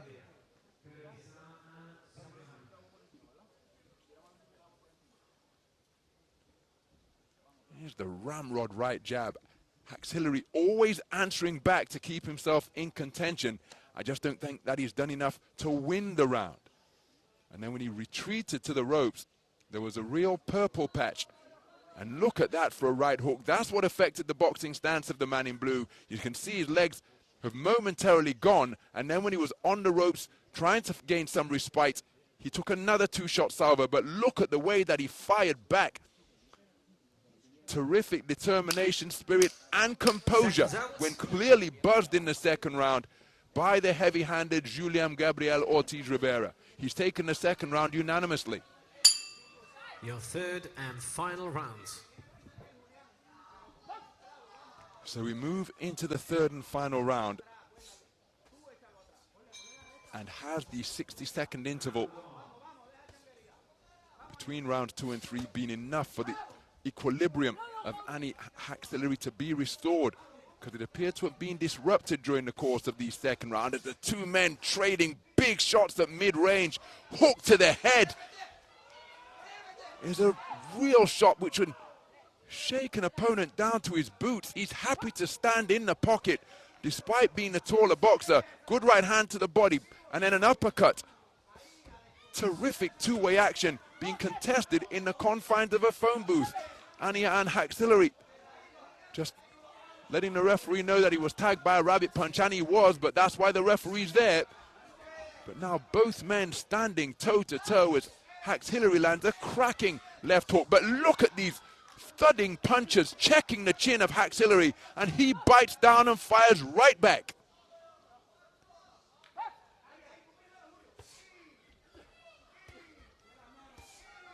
Oh, that's a cracking right uppercut, but answering with his own uppercut is Haxhillari. A hard-hitting affair taking place at short range and well within his rights to land that uppercut on an open chin, because both men just step backwards looking into the eyes of one another as if to assess how the opponent is feeling.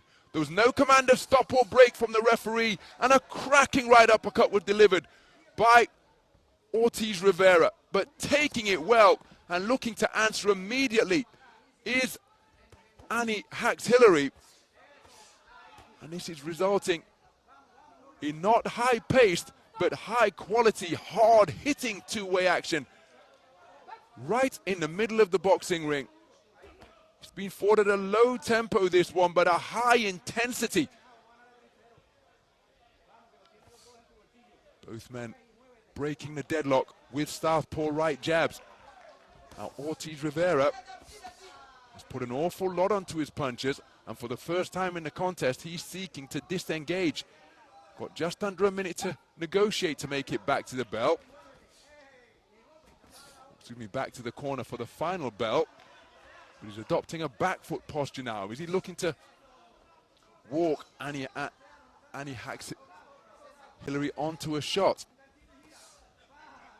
Clever boxing now to maintain a gap, but looking to close the gap in a hurry is Haxhillari. Inaccurate with that final right hook. There's a good right hand slung into the body. Thudding left hook while the two men on the inside once again from Ortiz Rivera. Both men going for big singles during that final exchange. And as the bell sounds, the man who has raised his left hand to the rafters, I think his anticipation of victory is going to be rewarded, because it was a very good display by Julian Gabriel Ortiz Rivera. Haxhillari of Albania, switching back to Albania from Germany in 2023. But it will be the man in red who is declared as the victor here. Haxhillari took some terrific shots. There was an uppercut on an open chin during a brief standoff which snapped his head forcefully backwards, but he took the punch and kept his composure and concentration. But I happen to think it's the man in red who will be going through.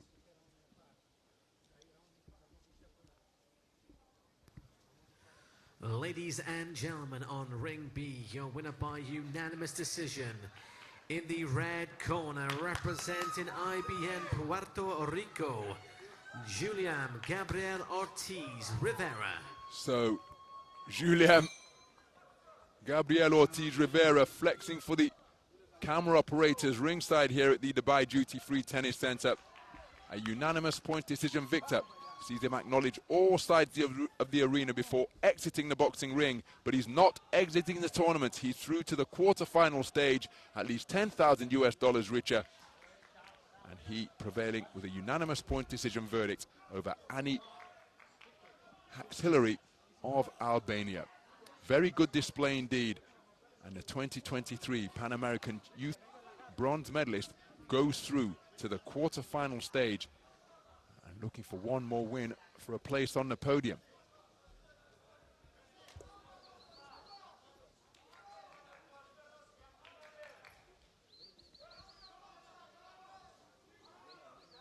Our next contest is between boxers from Papua New Guinea and Israel.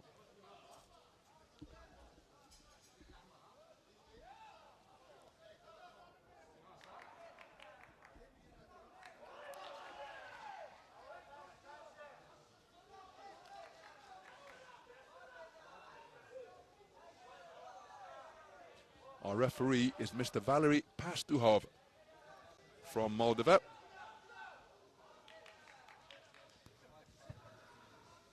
Ladies and gentlemen, on ring B, we now enter the 295th contest in an elite men's under 63.5 kilogram Five-scoring judges hail from Algeria, bout. Uzbekistan, Zimbabwe, China, firstly, and your referee Kazakhstan. representing Moldova, Valery Pastuhov.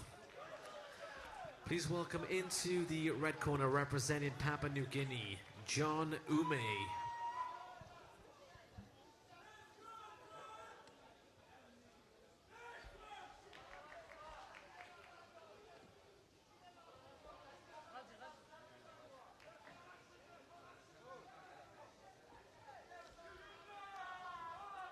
So approaching the boxing ring and making his way to the red corner is John Ume, two-time Olympian and the 2019 Pacific Games gold medalist. Hugely experienced figure is the 29-year-old up the steps briskly to prepare for his second bout of Dubai 2025. Your judges from Algeria, One Uzbekistan, against Firas Zimbabwe, Tabi of Tunisia China, by disqualification in the Kazakhstan. round of 32 in what was a bizarre incident-filled bout.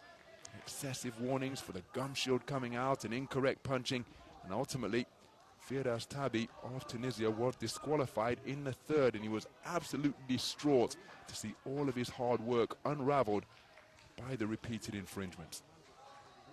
Over in the blue corner is 26-year-old Ahmad Shtiwi.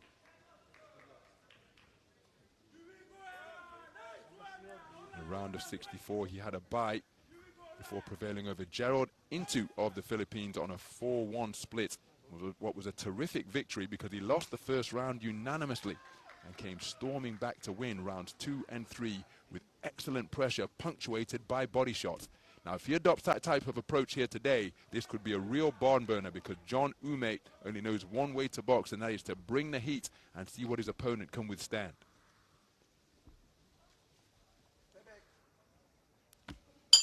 Round one. So we're underway then. Action in the round of 16 in the 63.5 kilogram light welterweight division. This between boxers from Papua New Guinea and Israel. Man in red is John Ume, two-time Olympian, two-time participant in the last 2 editions of the Commonwealth Games as well. Hugely experienced figure on the international scene, as is his opponent, man wearing blue, Ahmad Shtiwi, part of a 4-strong Israeli boxing team. Participated in the last 3 editions of the World Championships, Yekaterinburg 2019, Belgrade 2021, and Tashkent. Here he is in Dubai, 1 win away from becoming $10,000 richer. In 2021, he was the European under-22 silver medalist at 64 kilograms.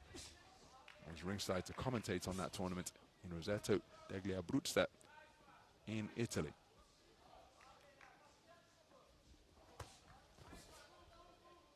Well, I suggested that John Ume was going to bring his usual heat to the boxing ring, but he's elected to go on the back foot here. And the man with the front foot pressure is Shtiwi. Good right cross to the body from Shtiwi, and did Ume feel that? Because he's backing off, he's not punching, although truth be told, he's adopted that posture from the opening bell.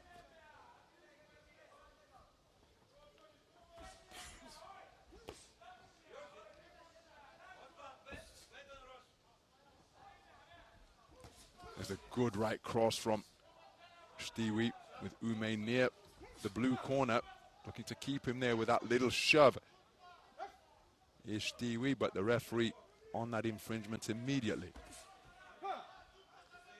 So a very circumspect first couple of minutes for John Ume. And maybe he's trying to protect the cut, which he picked up in the previous bout. I mentioned it was filled with incident, and it was when the cut from an accidental clash of heads was being inspected by the doctor.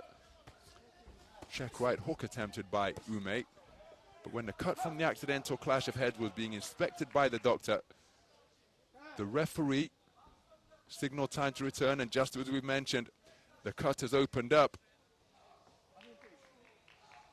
And the referee, Mr. Valery Pastuhov, bumping his knuckles together, and this cut has been reopened. I don't think it's a fresh one. Been reopened by an accidental clash of heads. And it was in this type of scenario in the round of 32 affair when the referee signaled for the action to resume. Firas Tabi couldn't find his mouthpiece. So it was lost. A brief hunt for the gum shield ensued, but he had already been doctor point for the mouthpiece coming out repeatedly. He was also doctor point for excessive holding. And so with another warning for failing to locate his mouthpiece after being warned about it already, he was disqualified. Not sure I've ever seen that before in a boxing ring. With no punch and without being spat out visibly, he just turned his palms to the ring lights and said to the referee, Tina Politan, I can't find my gum shield. And that, a breach of the rules, and that was the final straw, which effectively saw him slung out.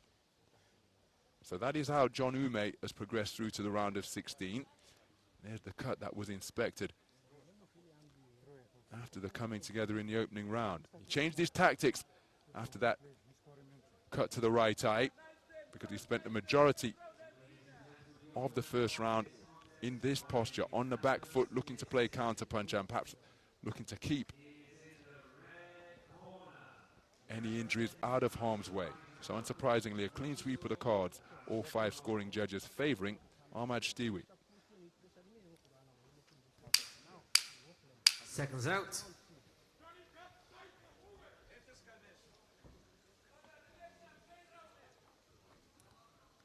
Round 2.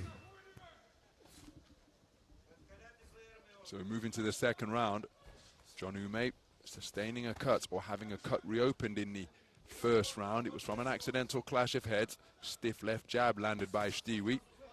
And this is the type of front foot pressure that we are used to seeing John Ume bring on the international boxing scene.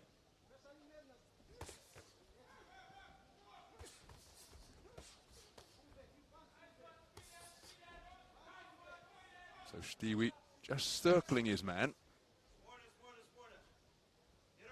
Ume is often the more compact boxer at 63.5 kilograms, light welterweight. Ume going to be spoken to about punching to the rear of his opponent. That illegal, of course. The target area is the front of the torso and the head. Ume with a 3-shot salvo as he tiptoes his way forwards. Good work to the body from Ume. Counter left hook upstairs from Shtiwi, but the cut is going to be inspected again. I don't think it's a new one. I'm trying to keep an eye on Mr. Valery Pastuhov. He's bumped his knuckles together. It is a new one. It's a cut to the left eye. And it was the right eye that was injured in the previous round. So real problems for John Ume here. Doctor happy for the contest to continue. That may well inject a sense of urgency into the work of John Ume. Cut to the right eye from a clash of heads in round number 1. Cut to the left eye from a clash of heads in round number 2.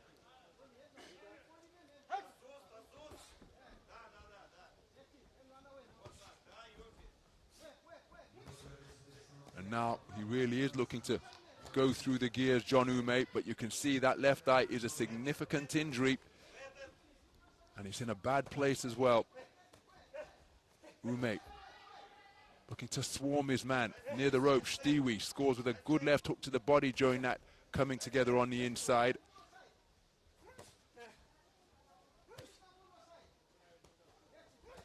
Good right hand downstairs from Shtiwi. I think that blood on Shtiwi's temple is from the eye injuries that have been sustained by John Ume. But Ume continuing to try to grind his way forwards. I think the doctor, I thought he was going to be called for the doctor again, Mr. Valery Pastuhov. Beautiful check left hook. The blood streaming down the face from cuts to both sides, to both eyes now. Sustained by John Ume, and the referee calling for the inspection of the doctor once again. Bitter disappointment. Well, you can see that fist has been pounded into the open palm. So it's either a cut that has been worsened by a punch or a new cut that has been inflicted by a punch. And if this causes the bout to be stopped, then Ahmad Shtiwi will prevail, RSCI. But the doctor happy with the inspection, and the bout continues. And if John Ume picked up the pace after the previous inspection from the ringside doctor, well, one can only imagine what he's going to do here, because those cuts are only getting worse. He's not electing to remain out of harm's way and get back to the corner to allow his team to work on it. But he's got real problems here, is John Ume.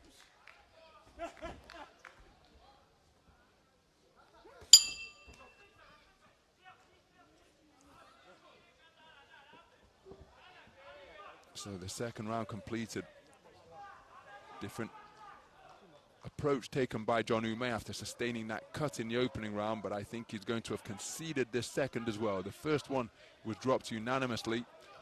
He did have more success in round number 2, John Ume, but I don't think it's enough for him to take the round.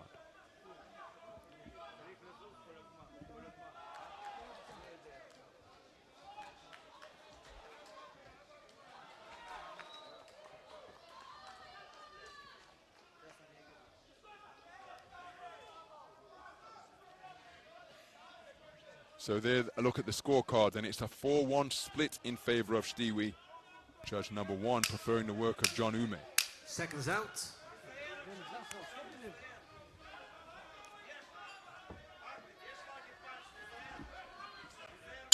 Your third and final rounds. So into the third round we go. Ahmad Shtiwi of Israel in a commanding position on the scorecards. Took the first unanimously, took the second 4-1, 10-9 scores all the way. But John Ume has sustained some real cuts, and that is why he is swinging for the fences, because his best or most efficient way to try and prevail in this contest, where he's trailing 20 points to 18 for 5 of the judges. He lands a good left hook to the body. Well, it's to get his man out of there inside the distance. Shtiwi won't want to go against his instincts and adopt completely safety first tactics, but he's got to keep himself out of harm's way here, and of course most pertinently away from these haymakers that have been slung in by John Ume, walking his man down, picking up the pace and hunting the body with these scything hooks that he's driving in.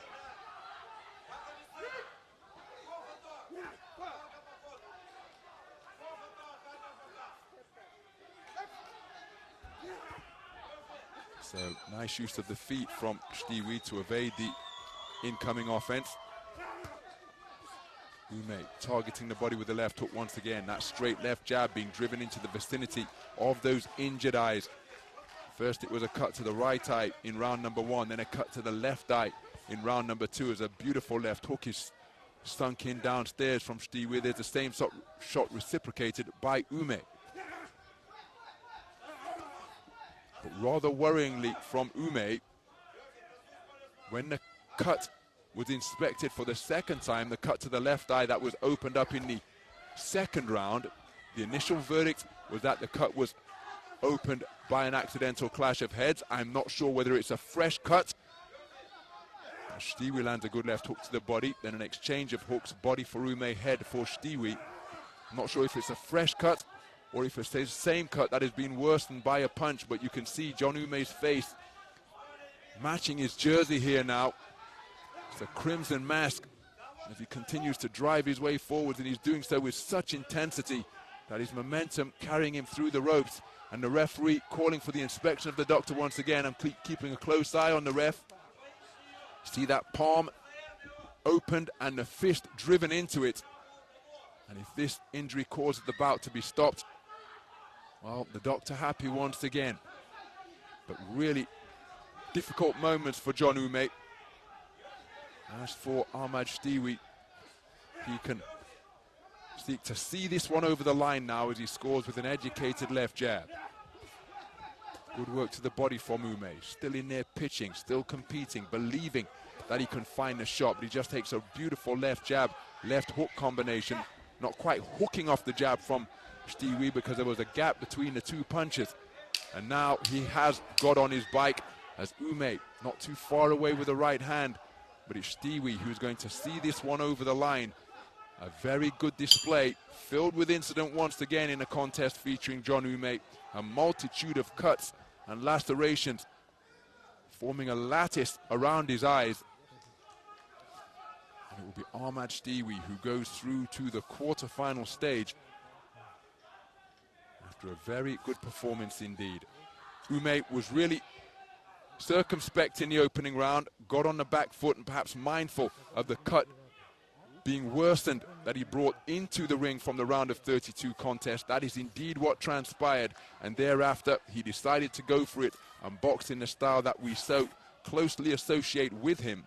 But it's Ahmad Shtiwi who will be going through after leading 20 points to 18 after 2 completed rounds for 4 of the 5 judges, and I think he's taken the 3rd as well.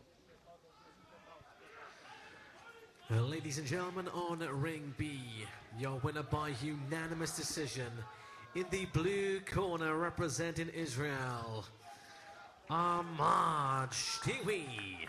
So there is confirmation of a unanimous point decision victory for Ahmad Shtiwi. The undefeated professional goes through to the quarter-final stage. Very effective display against the rugged John Ume, but John Ume's efforts impaired by the multitude of cuts that he sustained during the course of that contest. So a spirited effort by John Ume, but it is the man from Israel who goes through to the quarter-final stage and the prize of at least $10,000 US.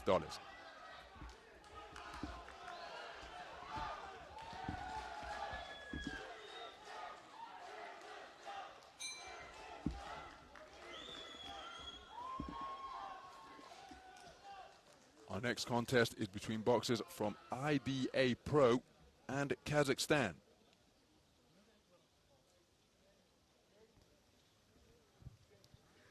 Ladies and gentlemen, on ring B, we enter the 296 bout in the elite men's under 63.5 kilogram light welterweight division. Introducing your referee from Algeria, Besmi Mohammed. Please welcome firstly into the red corner representing IBA-PRO, Jose Manuel Aguirre Cruz.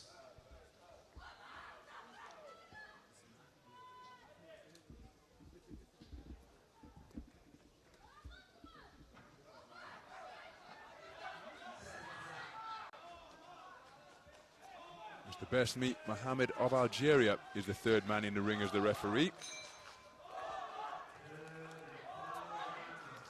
Our scoring judges hail from Bosnia-Herzegovina, Turkmenistan, Serbia, Zimbabwe, and Cuba. Yertugan, Zeinulinov.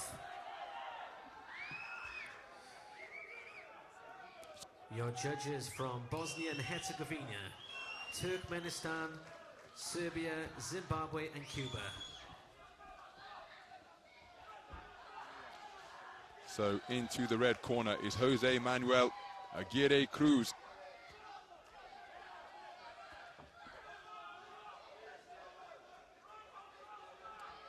"37 years of age is the man from the IBN-PRO team.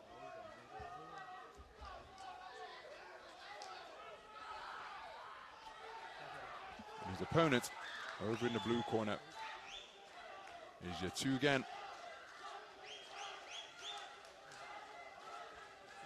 Zeinulinov, tournament number 2 seed.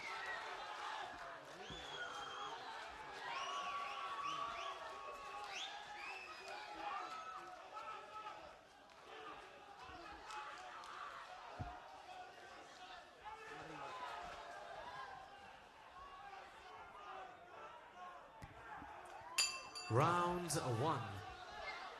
So this is action in the round of 16 in the 63.5 kilogram light welterweight division. It's between boxers from IBN-PRO and Kazakhstan. The boxer wearing red is Jose Manuel Aguirre Cruz.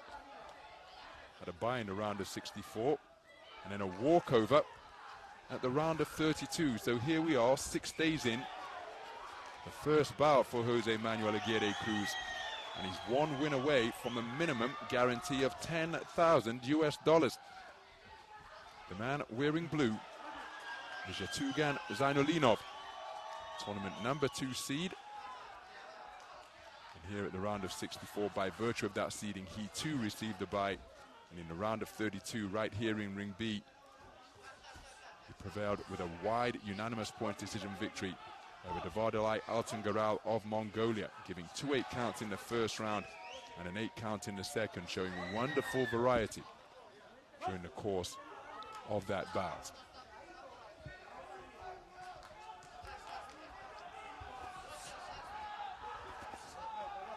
So I mentioned that Aguirre Cruz is representing IBA-PRO. He's got an undefeated record over a career that has spanned some 14 years. Made his debut in September 2010. His last bout was a year ago, and he's racked up 21 wins without defeat in and around the Caribbean. Here he is competing on the World Championship stage of the 23rd edition of this global event. And he's in with one of the very best boxers from his region. Competed at the World Boxing World Championships earlier this year, did the man from Kazakhstan, and he lost to Asakuja Muidin Kajayev, the eventual gold medalist. That was at 65 kilograms. Here, light welterweights at 63.5. Snapping left hand from Zeinulinov. Zeinulinov just looking to keep his man on the perimeter of the boxing ring here, coming forward with flailing punches to get himself back to center ring.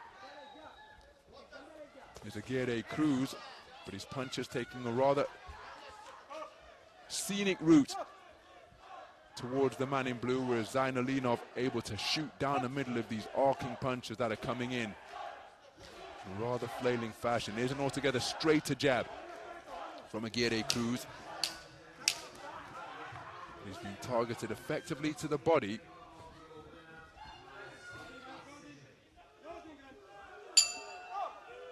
I think that first round is going to be scored in favor of Zeinulinov.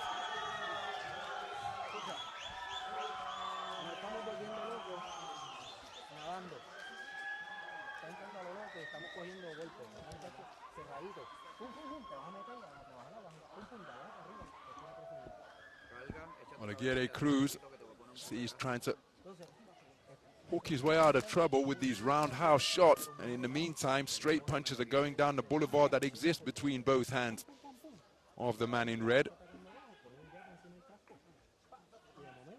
Zeinulinov with a more effective work during the course of that opening round.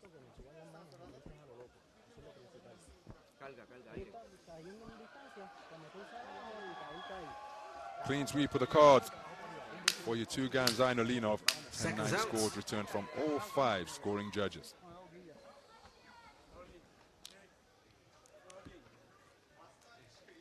Round 2. So we move into the second round. And out behind an authoritative left jab is Yertugan, Zeinulinov. Aguirre, Cruz have got to try and implement the tactics his corner will have passed on to him. To his credit, he is trying to get on the front foot and push the man from Kazakhstan backwards. But again, look at that check left hand as he came forward with flailing punches. Aguirre, Cruz easily evaded by Zeinulinov, and he just slapped him with a left while spinning off the line.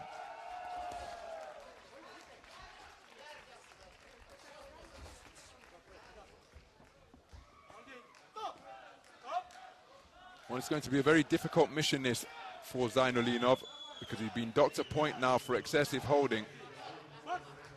And again, coming from the professional ranks, with competed for over a decade, the 37-year-old. Here he is facing off against one of the very best 3-round boxers in the world.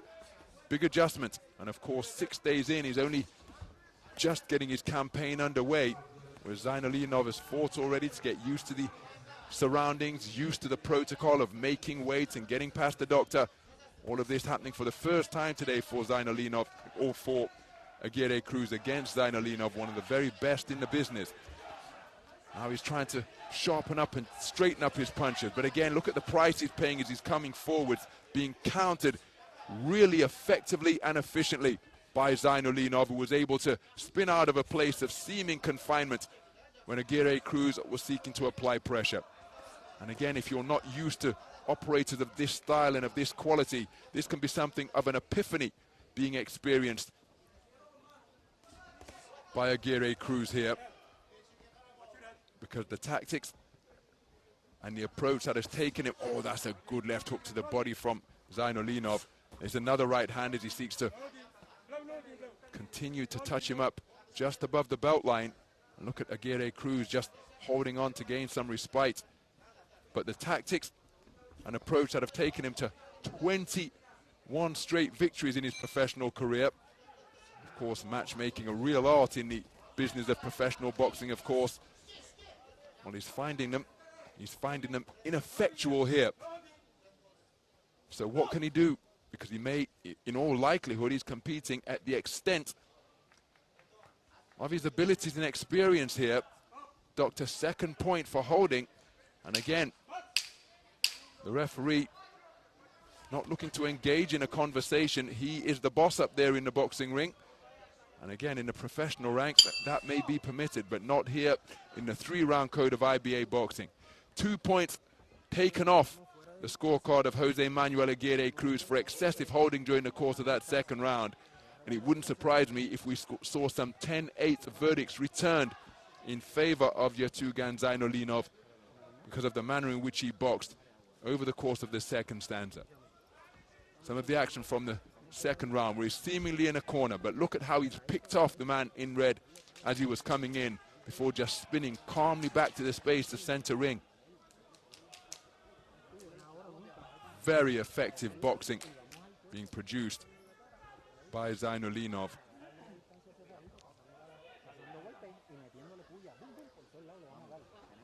Remember, he took the first round unanimously. One suspects we'll see a clean sweep of the cards in his favor after the second round. And a 10-8 verdict has been returned by judge number 3. Your third and final round. And as we move into the third and final round, tournament number 2 seed, Yertugan Zeinulinov, in a really strong position on the scorecards. He's taken the first 2 rounds unanimously, and perhaps more, or just as threateningly as the punches from Zeinulinov, Jose Manuel Aguirre Cruz has been hit with 2 warnings in round number 2 for excessive holding. So 1 more infringement, and he will face the ignominious letters of DSQ.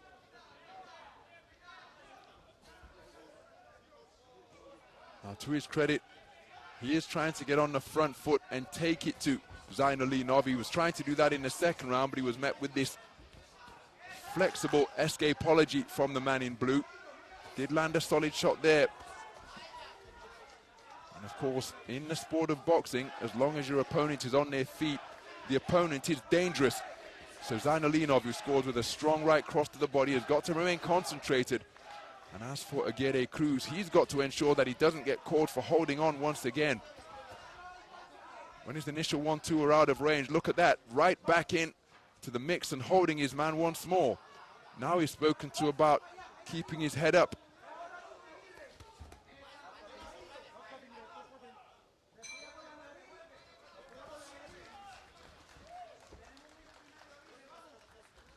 So halfway through the final round. Overhand right wasn't too far away from Aguirre Cruz.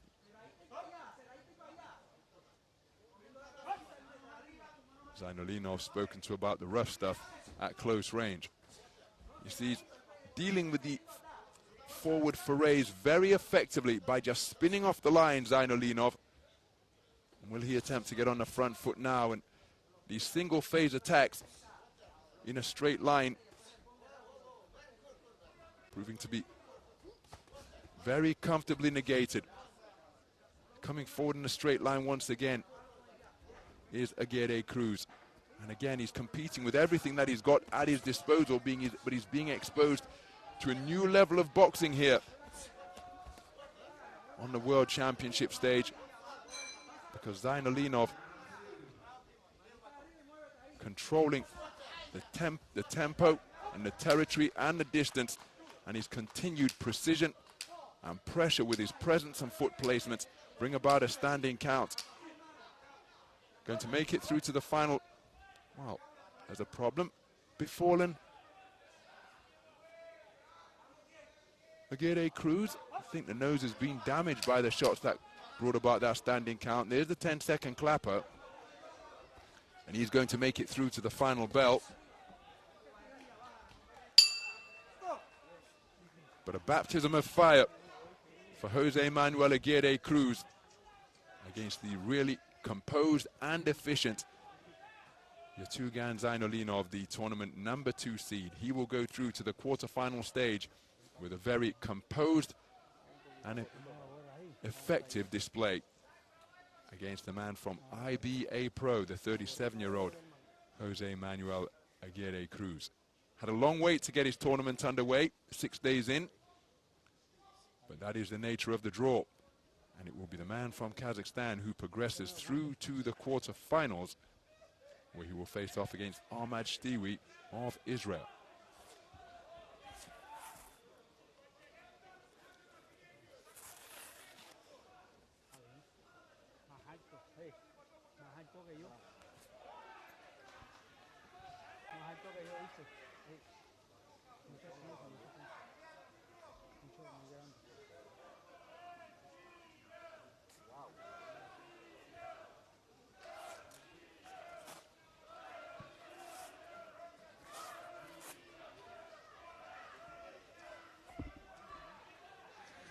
Ladies and gentlemen, on ring B, your winner by unanimous decision in the blue corner representing Kazakhstan, Yertugan Zeinulinov.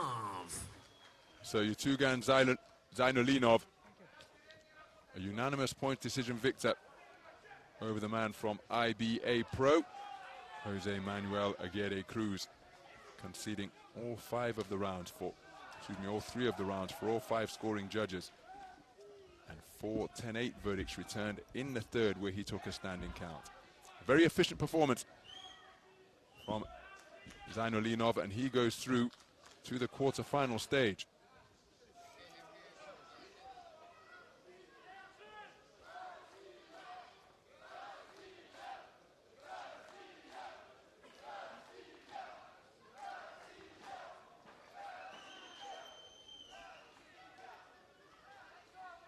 Our next contest is between boxers from Armenia and Israel as we move up to the 86-kilogram cruiserweight division.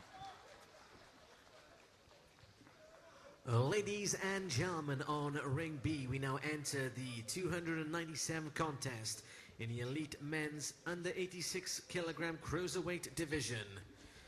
Introducing firstly your referee from Russia, Sergei Zhurkin.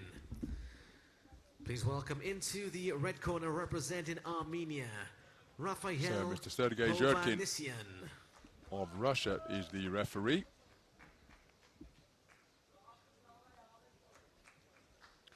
Our scoring judges hail from Spain, China, Uzbekistan, Cuba, and Kyrgyzstan. The 10-point must system being used. And his opponent in the blue corner representing Israel, Yan Zak.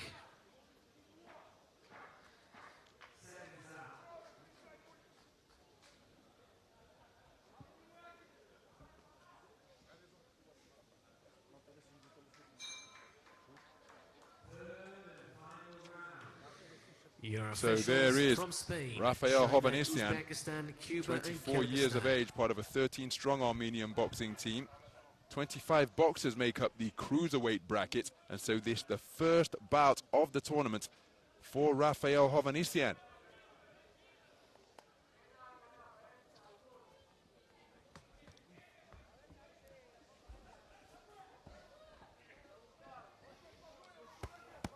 Closer look at the 24-year-old.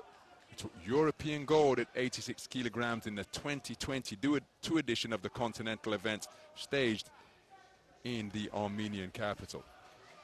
There's Yan Zak, 25 years of age. And he took European under-22 gold that same year in Porek, Croatia. So two European champions facing off here for a place in the quarterfinals of the 86 kilogram cruiserweight division. Round one. So we're underway then. Two quality boxers sharing the ring in this round of 16 encounter in the 86 kilogram cruiserweight division. The boxer wearing red is Rafayel Hovhannisyan, 24 years of age.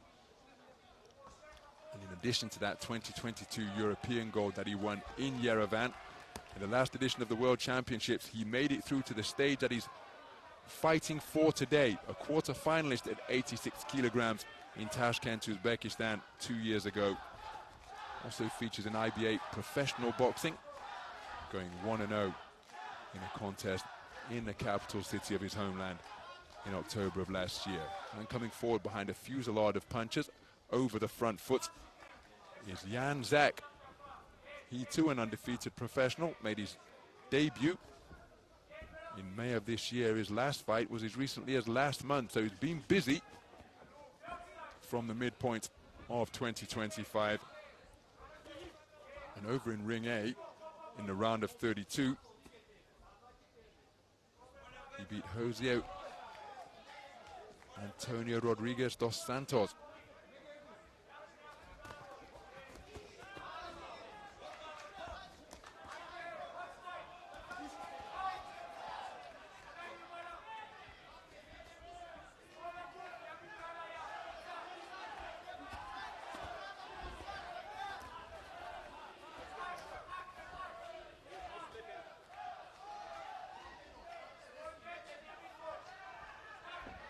So beyond the halfway stage of this opening round.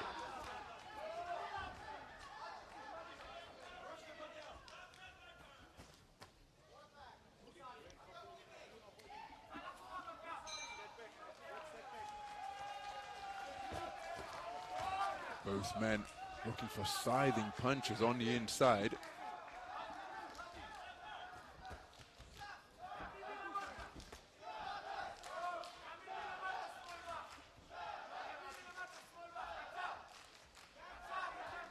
So, inviting pressure on the ropes is Yan Zak.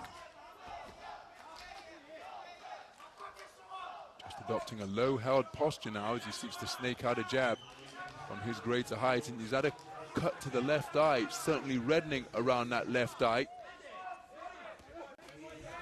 Coming forward behind straight punches, bombing away with the backhand is Hovhannisyan.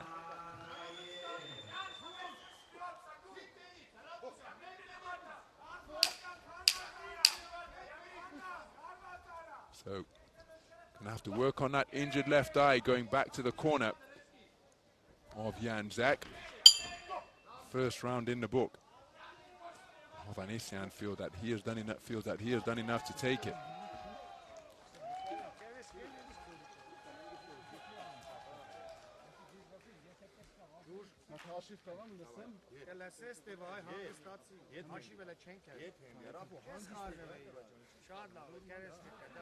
So some of the action from that opening round where that injured left eye could well have been inflicted by the overhand rights that were coming in from Hovhannisyan. He was the busier boxer, throwing his punches with more effectiveness, more accuracy. I think he's done enough to take the opening round. Seconds out. So a 4-1 split in favor of Hovhannisyan. Round 2.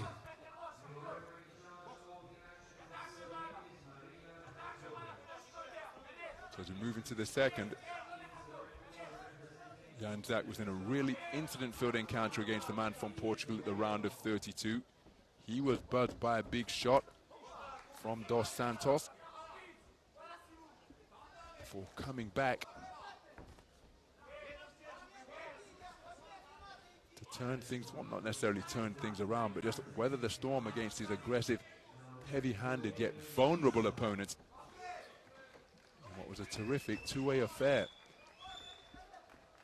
That's so typical of the manner in which Jose Antonio Rodriguez dos Santos boxes. Janzak who prevailed. That was right here in ring B, spot of housekeeping. I announced it as ring A earlier. But now he's on the back foot and being scored upon to the body, keeping his hands high to try and protect that eye injury. Looking for the right hand lead in between the gloves of Hovhannisyan.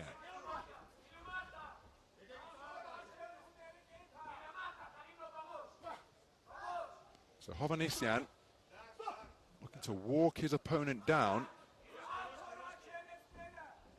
Janzak trying to walk him onto a punch, and there is a cracking reverse 1-2 that he uncored twice in pretty quick succession.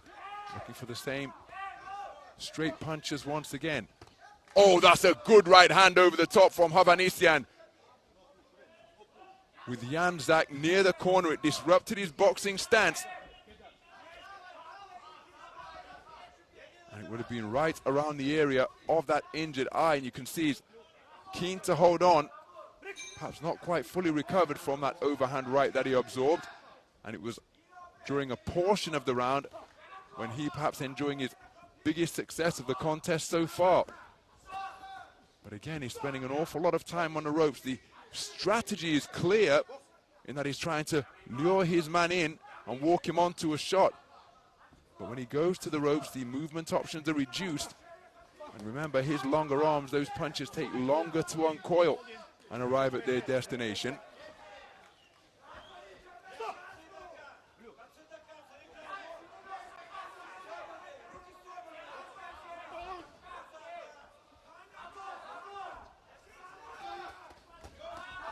To counter off the back foot once again is Hovhannisyan. There's the right cross which he caught his man with a few moments ago. Inaccurate on this occasion.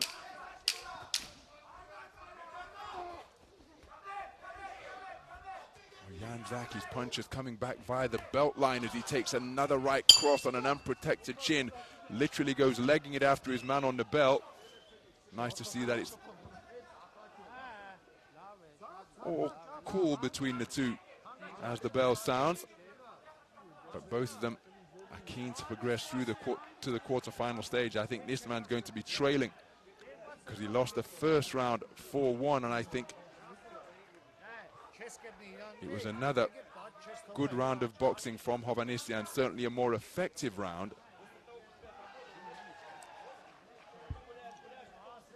But of course, we are up in the 86 kilogram cruiserweight division.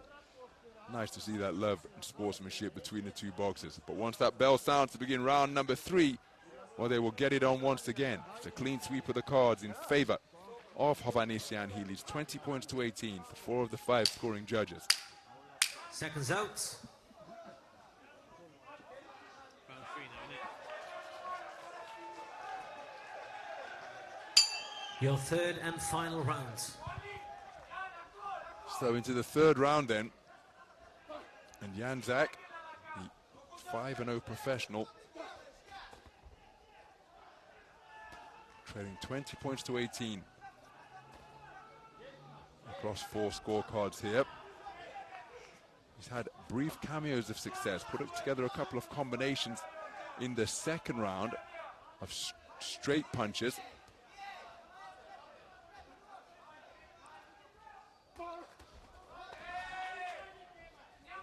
Sometimes when he gets over the front foot, he walks his way towards his man rather than retaining his orthodox stance. Janzak, Hovhannisyan adopting the half cover guard. Both men remain in search of their range and distance through the first minute of this final round.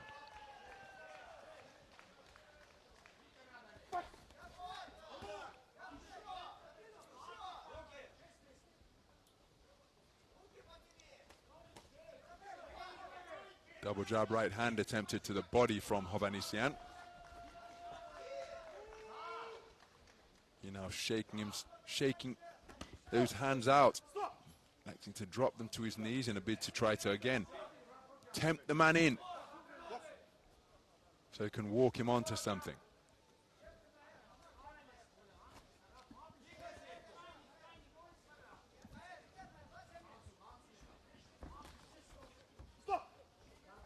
So both men looking to increase their accuracy beyond the halfway stage of this final round. That right uppercut was a home run swing from Hovhannisyan, couldn't find the range.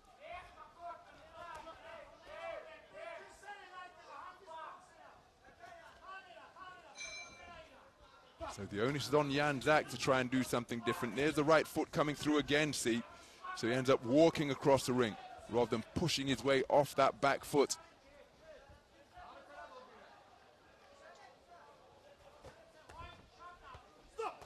Again, Janzak hasn't been able to change things significantly in this final round. He's the one trailing for 4 of the 5 scoring judges, remember. So Hovhannisyan can continue to shape and feint on the edge of range because he is just getting closer and closer to the winning line here. Janzak trying to quicken those feet, trying to get himself going. But there's the walk forwards once again. I'm sure his corner team will seek to work on his forward movement. Natural counter puncher.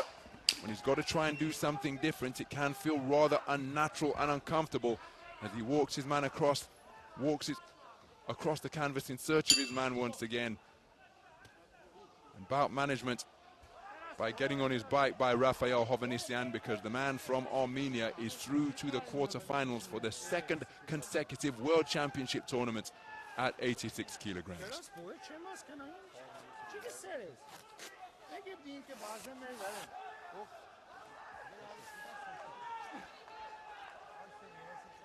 Janzak gave it everything. Cut left eye in the first round.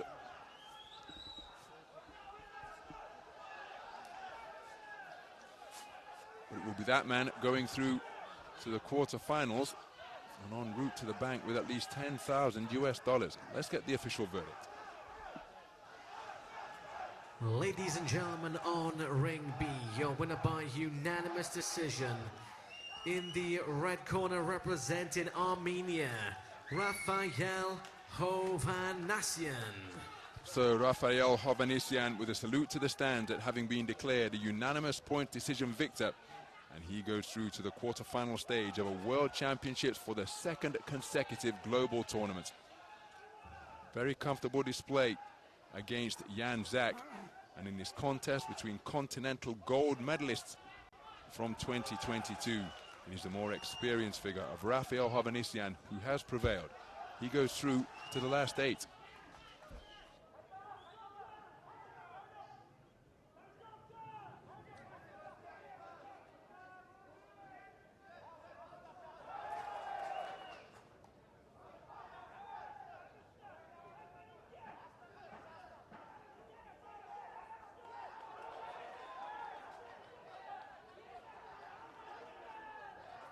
Our next contest is between boxers from Ecuador and Cameroon.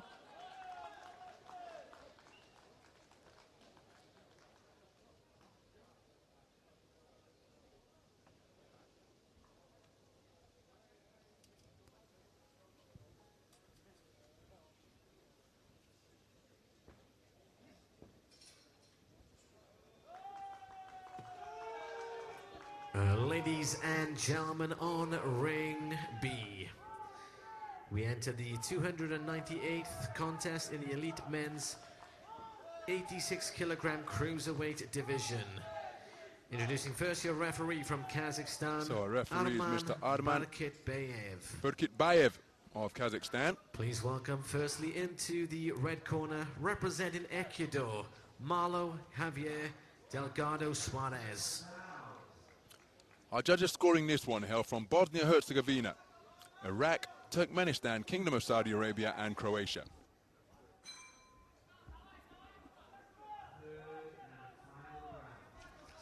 And his opponent in the blue corner, representing Cameroon, Guillaume Fabrice Yebi.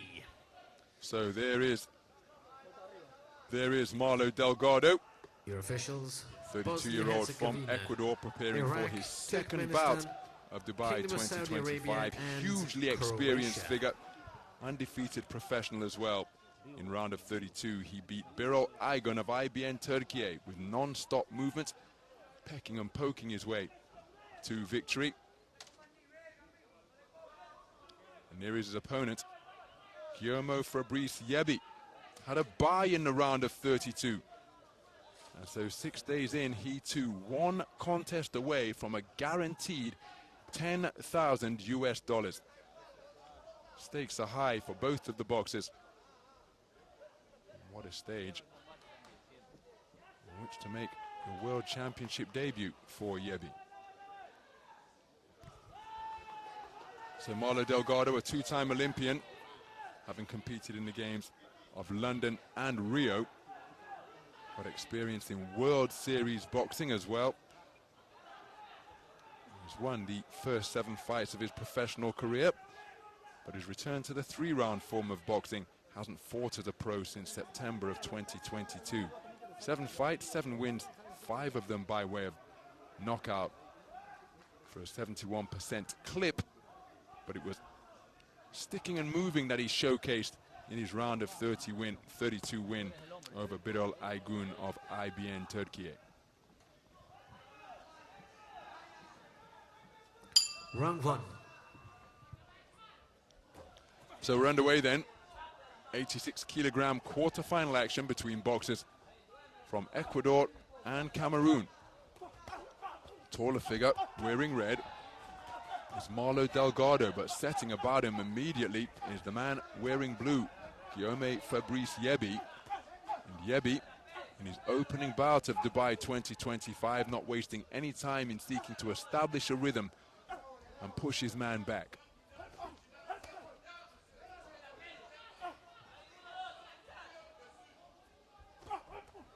Good left hook to the body attempted by Yebi. And he just appeared to have a little bit of a problem with his footing, did Delgado, when he was operating in Ring B here a few days ago. Not quite sure whether it was traction on his shoes or a balance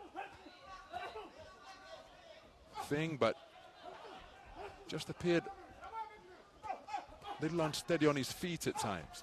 And again, not during the course of the action, just as he was having trouble holding his feet up there in the boxing ring. There's left hooks exchanged between the two.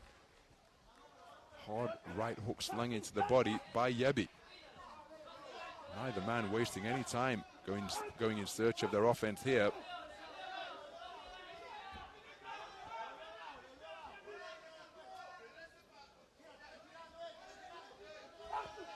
Good to see the referee letting the boxers work away because they weren't holding, they were looking for room for their punches.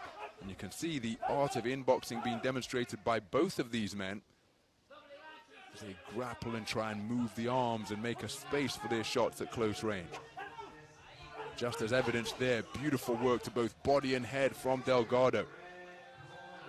Tall, rangy cruiserweight Wouldn't necessarily think that he's ideally built for that type of work on the inside, but the shots that he put together there, and I suggested previously that they weren't holding, they were working, but there Yebi was indeed holding. Oh, on the resumption is a cracking right cross which came behind a left jab from Delgado.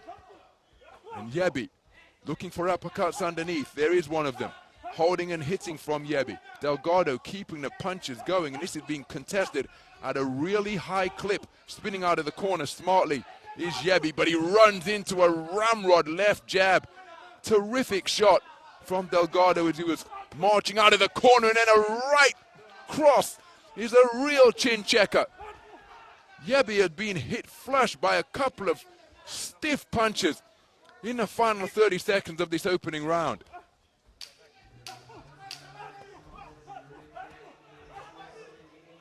And Delgado continuing to seek to keep the punches flowing. Terrific opening round of boxing. My goodness, remember these guys are 86 kilogram cruiserweights. And the punch output was incredibly high over the course of the first round.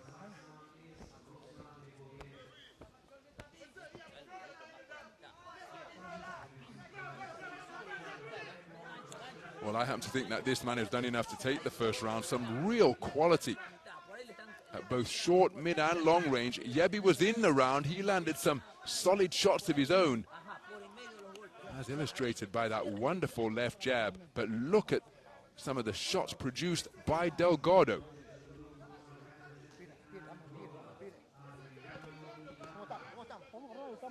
There was the left jab, and a few moments later helped himself to a wonderful right cross. There it is.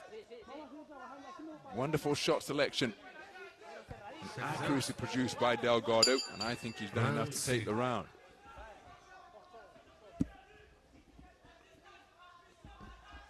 So it's a clean sweep of the cards for Marlo Delgado. 10-9 scores from all 5 of the judges. Keenly sprinting back to center ring is Marlo Delgado, but he's run onto a right cross there. Uppercut underneath from Yebi. But Delgado, my goodness. Movement in the pocket to try and evade the incoming fire and just setting about Yebi once again. Yebi trying to go with him during the course of these exchanges. But the quality being produced by Delgado is notable indeed.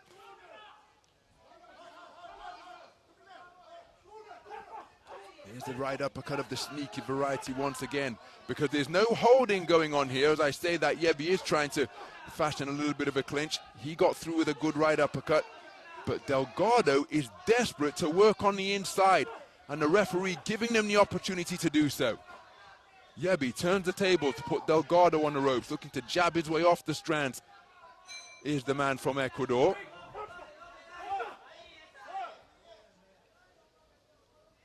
It is Yebi.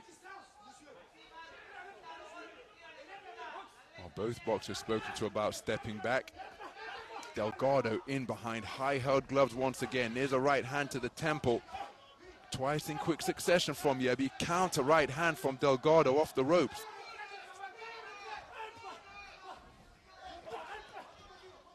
Terrific contest, this one.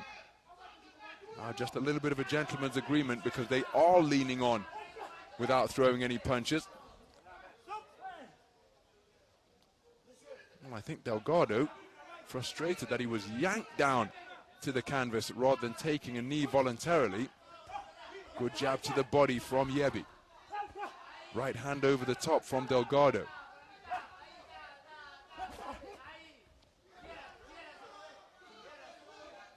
Well, the clinch count increasing a little bit here. Deep into the second round. Counter right hand attempted by Delgado. He did get through the left hook to the body. But the pace at which he's pursuing Yebi, again, we have to remind ourselves that these are among the biggest boxers in IBA boxing. Only 2 weight divisions heavier. As Delgado going in search of the double left hand.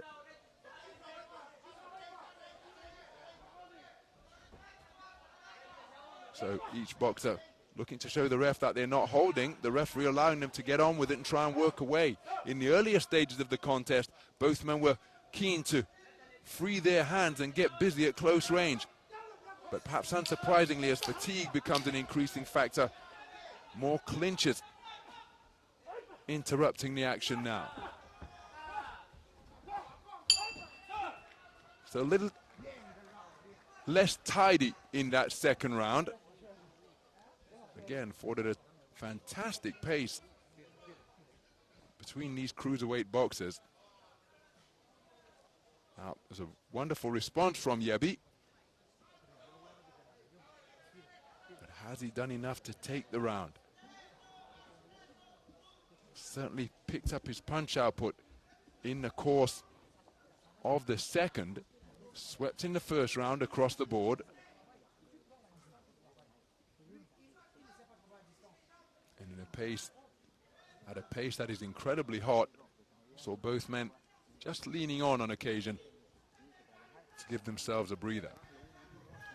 It's a very competitive round, this one. I'm not sure which way it's going to go. Out. And it's a 3-2 split in favor of Yebi. Could easily have gone the other way, but the fact that it's gone to Yebi means that it is all square. 19 points apiece for judges 2, 4, and 5. Which means that it has come down to the final 3 minutes.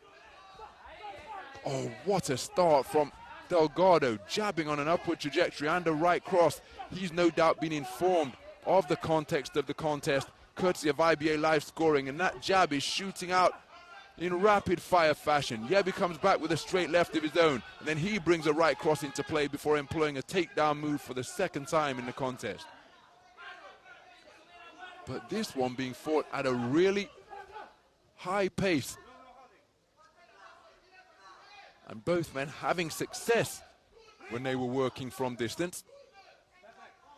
Each man reluctant to heed the command of break and step back.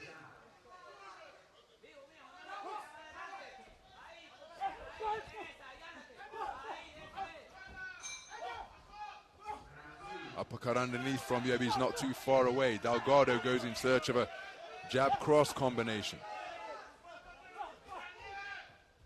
Oh, beautiful counter right-hand lead from Yebi.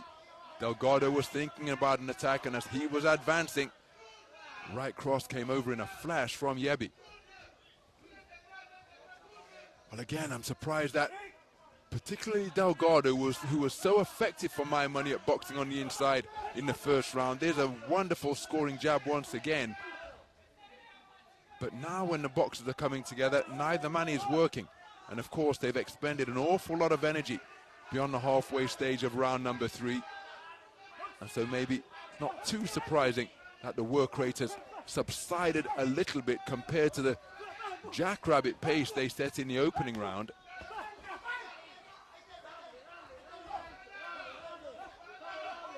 Delgado inviting pressure over near the ropes, standing with his head bracketed by his hands. Both men just a little inaccurate during their attempt to trade off there.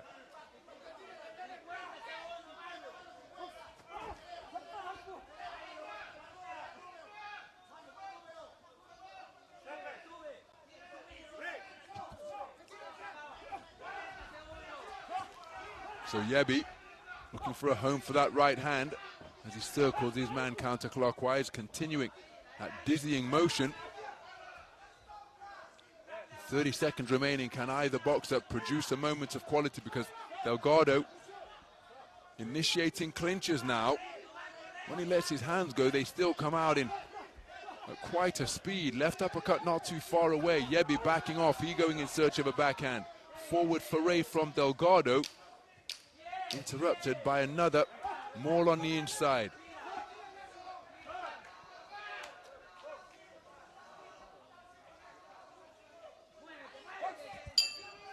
Well, there's the bell to conclude what was a very competitive and high-paced encounter. Marlo Delgado and this man, Guillermo Yebi, setting about one another right from the opening bell.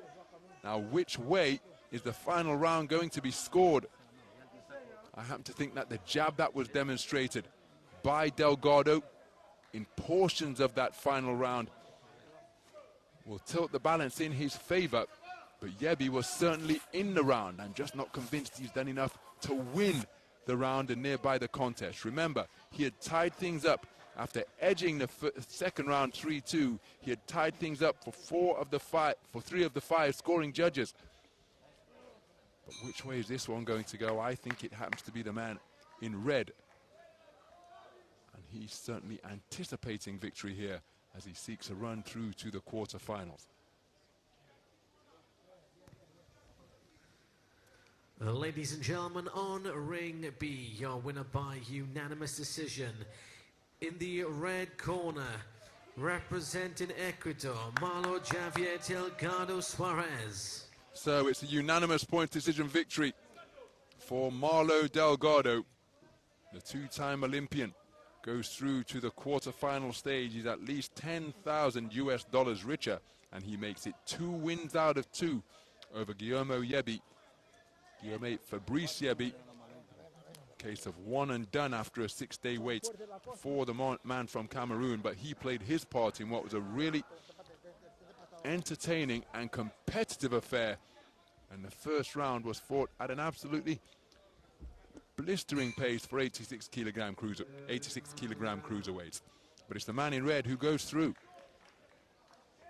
who will face off against the number 3 seed Rafayel Hovhannisyan at the quarterfinal stage.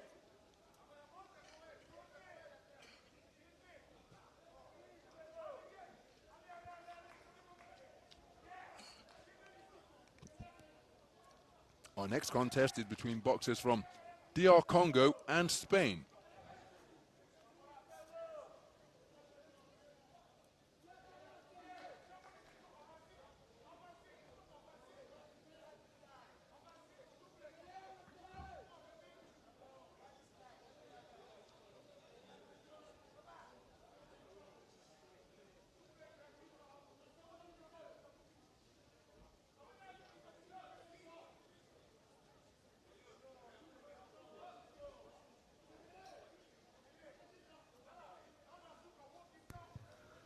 Ladies and gentlemen, we move on to bout number 299 in ring B, in an elite men's under 86 kilogram cruiserweight contest. Introducing first your referee from Cuba, Wilfredo Vasquez Calero. Please welcome into the red corner, representing the Democratic Republic of the Congo, Kabeji Peter Pita.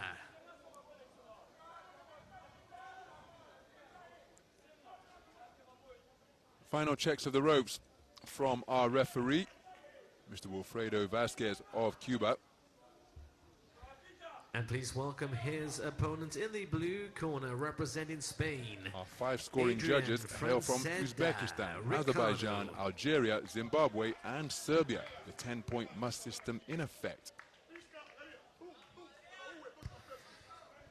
Your judges for this bout from Uzbekistan, Azerbaijan, Algeria, Zimbabwe and Serbia. So there is Kabeji Peter Pita competing in his 3rd IBA World Boxing Championships, having fought in Yekaterinburg 2019 and Tashkent 2 years ago. Incredibly accomplished boxer, the reigning All-Africa Games gold medalist and a 2-time African champion at 80 kilograms in 2022 and 2023. Undefeated in the professional ranks as well. Here's the 25-year-old from DR Congo.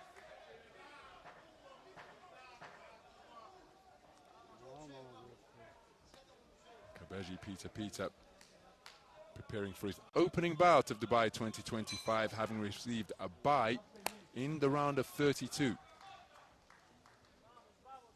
His opponent in the blue corner is at the other end, or a differing end of the experience spectrum, just 21 years of age, Adrian Fresna, and he produced a terrific second-round stoppage over Israel Nzui of Cabo Verde in the round of 32, right here in Ring B. Former world youth champion.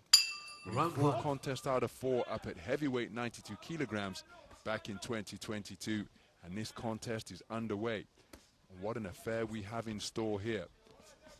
Two incredibly talented and accomplished boxers bidding for a place at the quarter-final stage of the 86-kilogram cruiserweight division. The man wearing red is in his first bout of Dubai 2025.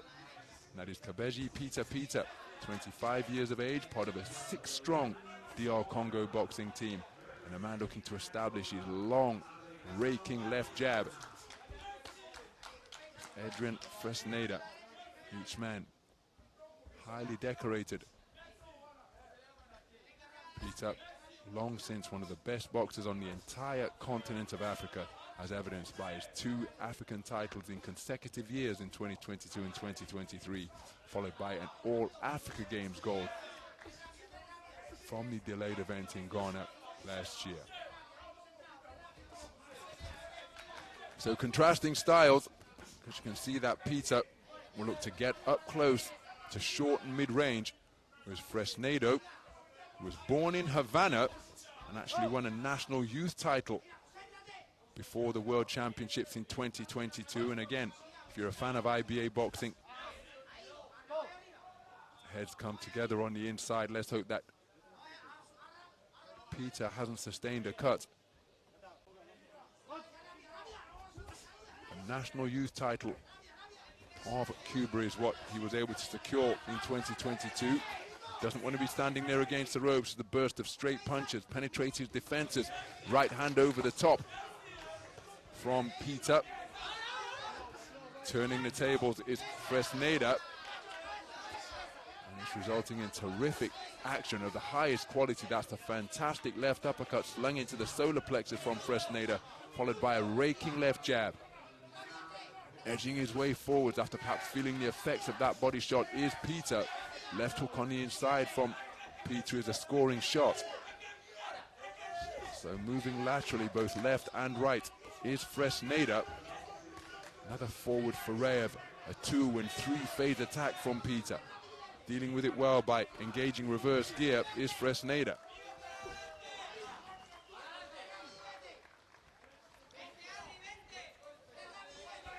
So Fresneda looking to keep the gap between himself and his opponent. And again, that's good work from Pita because he kept the attack going. The first 2 punches were short of the mark, but he continued his advance and did find a home to the body with his last 2 shots.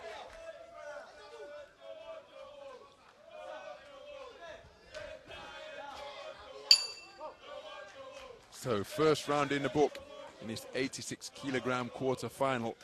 A round between boxers with contrasting styles, and it resulted in a really competitive first 3 minutes.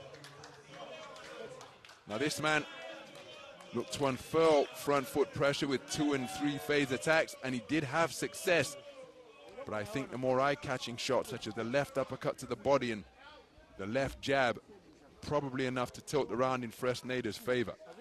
But of course, it can be a case of what you prefer. But look at that. The quality of punch that Fresneda was able to uncoil. And I think he did so more consistently during the course of the first 3 minutes.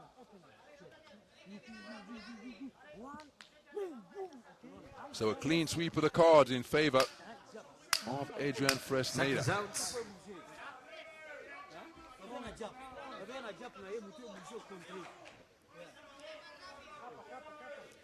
Round 2.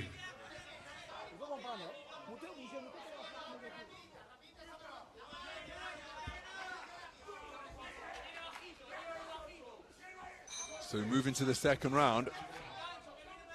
Fresneda out onto the front foot immediately behind that stiff left jab, and look at how he's not conceding ground against his more compact, seemingly stronger opponents, but he's moving around him, is Fresneda. He did just have to engage reverse gear as the 2 men landing good shots to the body. Remember, taking the first round unanimously is a good thrusting left downstairs is scored by Pita. And he is on the front foot, now keeping the movement going, circling his man clockwise is Fresneda. Solid left jab from Pita, beating his man to the punch. And I think nose damage may have been sustained by Fresneda. And now getting into his preferred territory is Pita. Arcing punches being dug in from both flanks. and Fresneda being forced to stand and fight. Just stealing a glance to his blue corner to the right of my commentary position. Rafael Lozano heading up the coaching staff, the former two-time Olympic medalist, though who better to get advice from. But this one really heating up here now because Peter has found his range. Looking to re-establish the gap behind that long left jab is Fresneda, but can he keep the man from DR Congo off? Oh, and he comes forward behind a pile, driving right cross. That's terrific work, and another right hand. This one not set up by a jab. The jab followed it. And Peter able to get himself into his preferred territory at short and mid-range and score heavily with arcing punches. Left hooks to the body exchange on the resumption. And Peter had got Fresneda pinned on the ropes once again and looking to burrow away downstairs once more. Right hand over the top. Fresneda bobbing and weaving on the ropes, but he's in against a masterful box puncher at short and mid-range. Just gaining some respite during that coming together in the clinch. Left hook is a solid shot from Peter, and Peter continuing to dig away.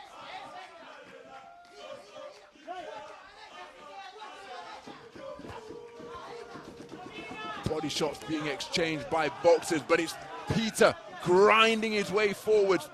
And after doing such a good job in the opening of the round, good left-right combination by Fresneda. After doing such a good job of moving around his opponent in the early stages behind a stiff left jab at the start of round number 2. The deeper we've got into this second round, the more that the muscular man from DR Congo has been able to maraud his way into it. He too just seeking a breather on the inside. Works his way back in behind a left-right before helping himself with a right hand to the body. High tempo round and a dap of respect between the two. Terrific contest. Now, I happen to think that the man in red has worked his way back into this one after conceding the second round unanimously. Fresneda did an outstanding job maintaining the gap and staying in the space of center ring at the start, circling his man behind a stiff left jab. But the more we got into the round, it was Peter who was able to walk his man down, get into his preferred territory and dig away downstairs and score to the head with arcing hooks. Sensational response for my money, but how will the 5 scoring judges see it? He really did stick it on Fresneda, who wasn't bowed or cowed at all. He stayed with it, but I just don't think he did enough to take the round. It was a fantastic second round of boxing, but the more we went through it, the more it became Peter's bout, or Peter's type of bout. And he has turned it around by sweeping the cards unanimously. As we go into the third and final round, it is all square. 19 points apiece for all 5 scoring judges, and the momentum is in favor of the man in red. After conceding the first round across the board, Peter has taken the second round for all 5 judges. Will he be able to maintain that type of momentum and apply the type of pressure? As you see, Fresneda looking to remain in the space of center ring behind a stiff left jab, brings a right cross over the top, and the two men just looking to work their way into their preferred distance. Inaccurate right hand over the top from Fresneda, countered by a good left hand to the body, and now jabs being exchanged, but it's Peter who's getting the better of the trade-off with the work downstairs once again. And look at the manner in which he's putting punches together. Right hand over the top from Peter, left jab from Fresneda. Terrific quality. Two-way action of the highest order here in the middle of the boxing ring. But again, increasingly it is becoming Peter's type of bout, because the tall sharpshooter, Agent Fresneda, is being forced to stand and fight. And then when he tried to get on his bike, he's finding Peter right in his chest, and both men trading heavy leather. Approaching the halfway stage of this third and final round. Back into the breach they both step, looking for success at short and mid-range. Beautiful right hand landed by Peter, looking to respond inside with shots underneath is Fresneda. Terrific trade-offs ensuing, And again, I just think it's the man in red who's getting the better of them, but credit to Fresneda, the 21-year-old, seeking to demonstrate that he will not be outgunned in these close quarter exchanges. Right hand from Fresneda is a good shot, but Peter back with hooks of his own. Fresneda now driving Peter backwards and having success with the man from DR Congo on the ropes. Peter turns the tables and comes back with more quality offense to both body and head at short range.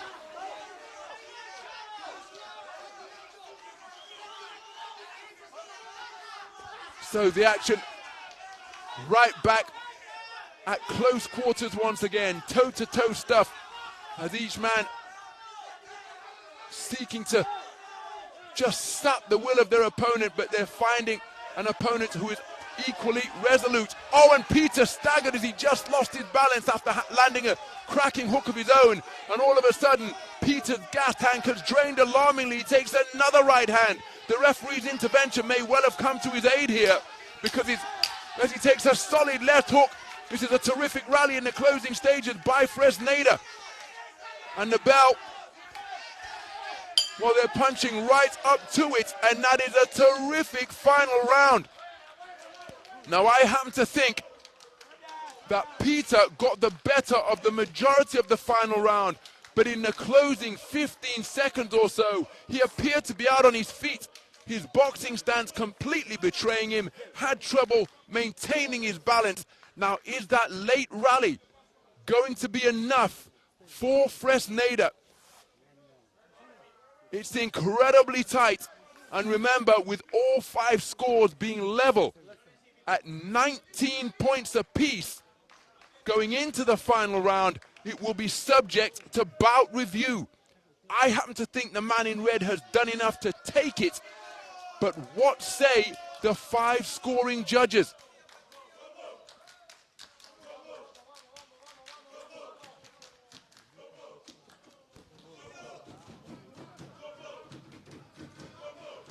Ladies and gentlemen, on Ring B, after a bout review, your winner by split decision in the red corner, representing the Democratic Republic of the Congo. Peter has taken it on a split decision verdict, which went to bout review. Now, the final round was given to Fresneda, but then the observer and the evaluator both preferred the work of the man in red, and so it has been overturned effectively. The 3-2 verdict that Fresneda would have earned on bout review, the external observer and evaluator both preferring the work in the final or overall of the man in red, and he has got the verdict by the narrowest of 4-3 margins. What a contest, highest quality, terrific action back and forth, and it is Peter who goes through. Fresneda, remember the name, just 21 years of age in his first senior world championships. We're going to see him again, but we're going to see Peter at the quarter-final stage of the cruiserweight tournament. This was when Peter's gas tank just began to plummet, and Fresneda punching right up until the final bell to edge the final round. His corner thought that the rally was enough, and it was indeed enough to give it to him in terms of the 3-minute stanza. But when all the scores were tabulated, it is Peter who prevailed to go through to the last 8. Our next contest is between boxers from Tajikistan and Belarus.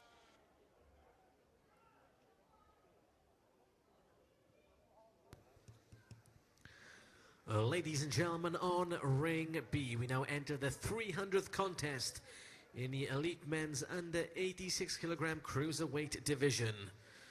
Introducing your referee from the Kingdom of Saudi Arabia, Saleh Abalkhail. Please welcome firstly into the red corner from Saudi Arabia is the Tajikistan, referee. Parviz Karimov. Our 5 scoring judges hail from Algeria, Kazakhstan, Spain, Bosnia-Herzegovina, and China.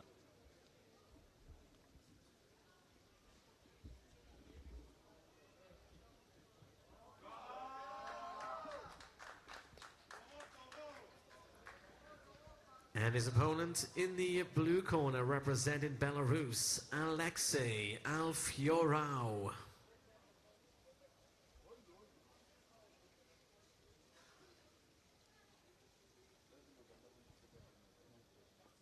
Your judges from Algeria, Kazakhstan, Spain, Bosnia-Herzegovina, and China.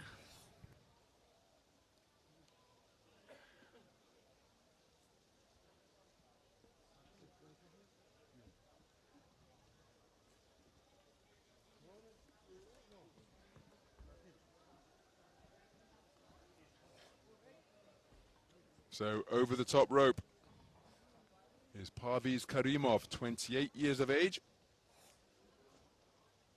And he comes to the ring as the reigning, or the current, Asian Championship silver medalist in his third consecutive World Championship appearance. His opponent is the familiar figure of Alexei Alfiorau, the tournament number 2 seed and the 2021 World Championship silver medalist, losing one of the most thrilling contests you could ever wish to see against Robbie Gonzalez. I was ringside at the Stark Arena in Belgrade to cover that. And he enters as a current European silver medalist.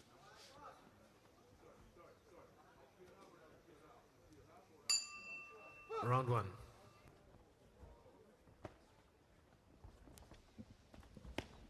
Well, this contest in the 86 kilogram cruiserweight division sees both men wasting no time setting about one another. Alfiorau, the southpaw wearing blue, though he is a masterful switch hitter, the 2021 World Championship silver medalist, and he's bombing away with that backhand out of the southpaw stance. His opponent, Parviz Karimov, comes in as a continental silver medalist from the event in Chiang Mai in China last year. It's his third consecutive appearance on the World Championship stage. He had a terrific win over the man from Niger in the round of 32. As for Alfiorau, as the tournament number 2 seed, he received a bye in the round of 32, but he's found his range and timing immediately with that overhand left. Driving in the left hand to the body as well, and he's really looking to plant his back foot into the canvas and get some leverage on that shot now.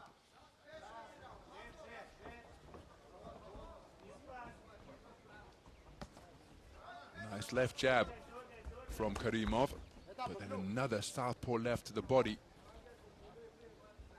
from Alfiorau. Brings a left hand up to the top twice in rapid fire succession, and he's such a composed figure in the boxing ring, irrespective of what's coming back at him, as he scores downstairs once again, and that just made Karimov skip a little bit. Will have felt the effects of that one. Oh, that's a hard left hand driven into the body. It was an overhand, and then there's another one down just above the abdomen. These are terrific shots being selected, and then he brings the left cross upstairs. The boxing stance of Karimov disrupted. May well have been a balance thing rather than being hurt. Counter left hand from Alfiorau, not too far away, and then you saw that ability to bend his back and weave away from punches, and on the resumption he's driven another shot into the body of Karimov.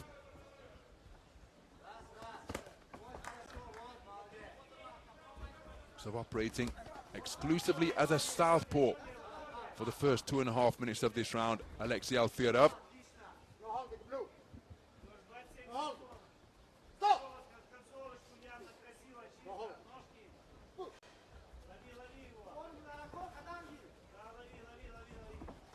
Counter left hand was a terrific shot, followed it up with a right, and the shoulder of Karimov crashed into the face of Alfiorau. No harm done, and the action resumes on the 10-second clapper. So Karimov, in his haste to get after his man, almost tripping over his own feet. A very good round of boxing produced by the tournament number 2 seed, Alexei Alfiorau, really targeting the body to terrific effect.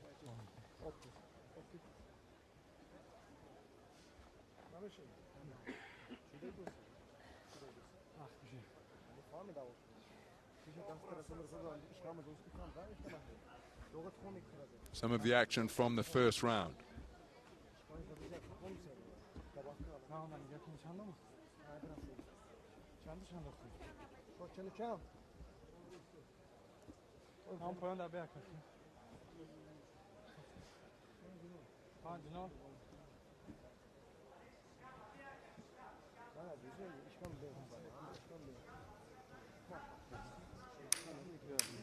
Seconds out.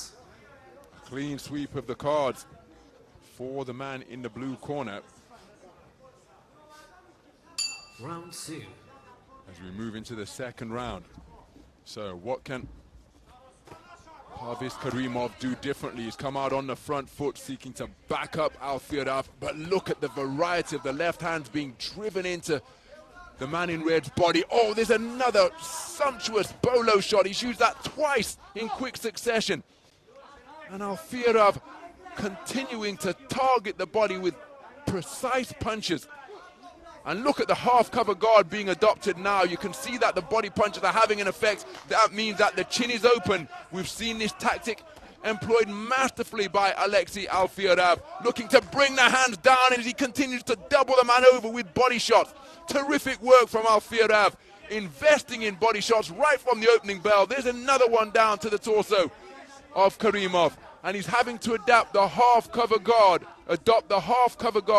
and that leaves the chin more open than it otherwise would be with a conventional defense. And you can see that the man is feeling the effects of these punches down to the body. Oh, that's a wonderful left cross, and now he's going to find himself in an invidious position. Good right hand slung into the body in return from Karimov, but he takes a left hook to the unprotected chin once again. Terrific work from Alhuwayj. Brought the man's hands down. Good left, good right hand landed on the inside by Karimov.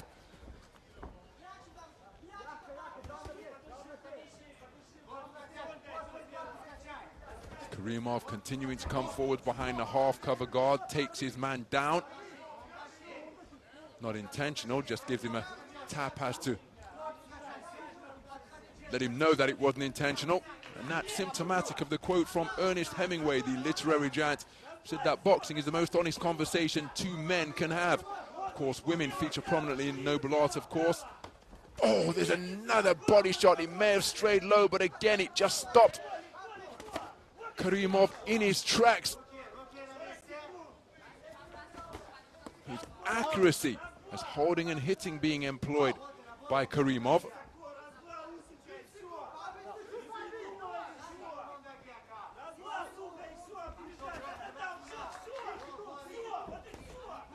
Good left cross driven into the body once again. So it could well be a case of pick your poison here for Karimov. He's gamely, competitively pursuing his man. But when he brackets his head with his hand, the body's open, and Alhuwayj has got the variety and the ability to time his shots downstairs beautifully. First bout of the tournament, 6 days in. Oh, that's a peach of a right-left combination, catching the advancing Karimov. Hitting on the break from the man in red, and he has been touched up non-stop to both body and head during the course of round number 2. A masterful 3 minutes of boxing from Alexei Alhuwayj.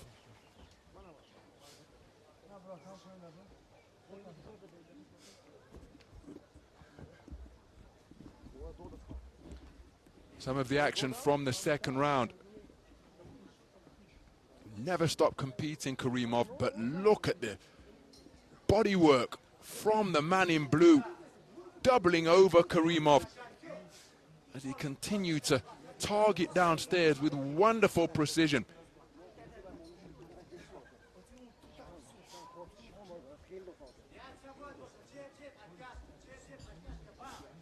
So second round completed, both of them scored unanimously in favor of the man in blue.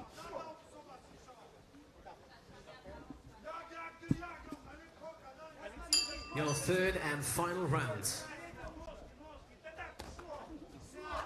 So we move into the third and final round.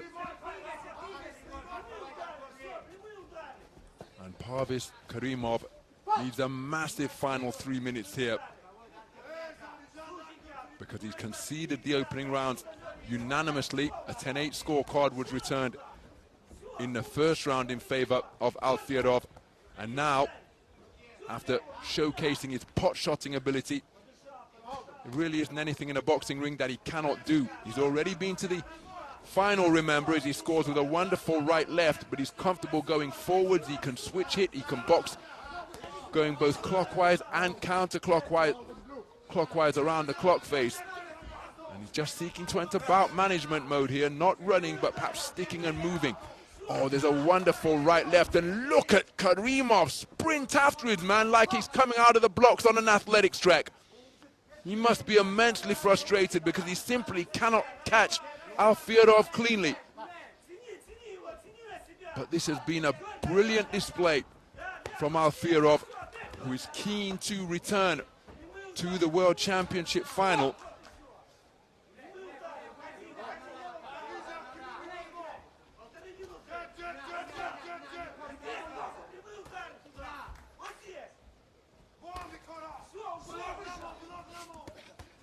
So just beyond the halfway stage, both men landing solidly. There was a backhand success for Karimov. I'm just looking to see whether there's any reddening around the eye of Alfierov. Has he sustained a cut? And that's always the danger in a contest where you're in complete control. Still haven't been able to get a good look at the right eye. Now, can he keep the movement going, Alfierov? Oh, terrific punching while planting his feet. And Karimov is one tough, competitive guy. Both men hitting on the break.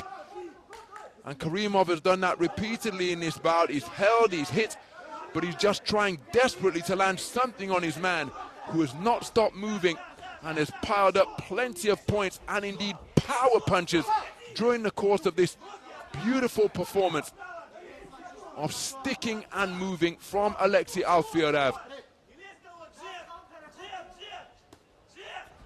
Oh, that's a solid right cross, but then look at the left hook to the body in response, and it's completely stopped Karimov in his tracks.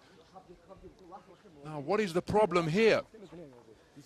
I think the cup needs some adjustment. None of the blows have been illegal. And look at how high those trunks have been pulled up. I shouldn't laugh, but my goodness, that's like something from a silent movie of the black and white Hollywood era.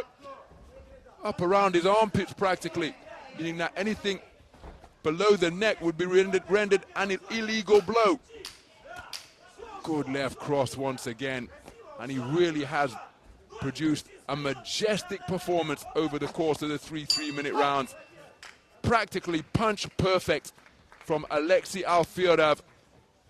From opening bell to last, he set out his stall, he worked the man over to the body unmercifully for the first round and a half, and then when the hands began to come down behind the half-cover guard for Karimov, then Alexei Alfierov was able to target the head. An absolutely sublime performance, and it will be the man in blue going through to the quarterfinal stage. Ladies and gentlemen, on ring B, your winner by unanimous decision in the blue corner, from Belarus, Alexei Alfierov. So Alexei Alfierov taking all 3 rounds for all 5 scoring judges. And after a 6-day wait, he found his timing and distance right from the opening bell. A very impressive display. And Alexei Alfierov through to the quarterfinal stage. He's $10,000 richer, and he will face off against Peter of DR Congo as we see some of the action.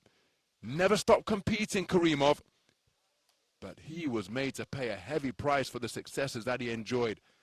Worked over to the body to the extent that he was forced to adopt the half-cover guard, but he always went in search and remained on the hunt for the big final round he needed, just not able to produce it. And it's Alfierov who goes through to the final 8.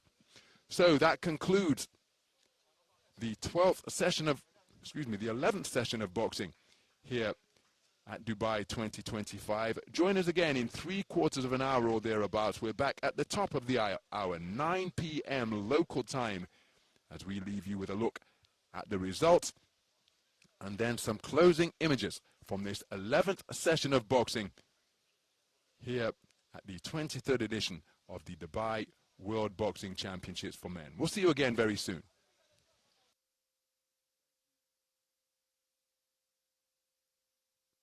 I'll keep it. Ladies and gentlemen, that concludes the first session of the day. Join us at 9 o'clock on top of the hour for the second session of the day.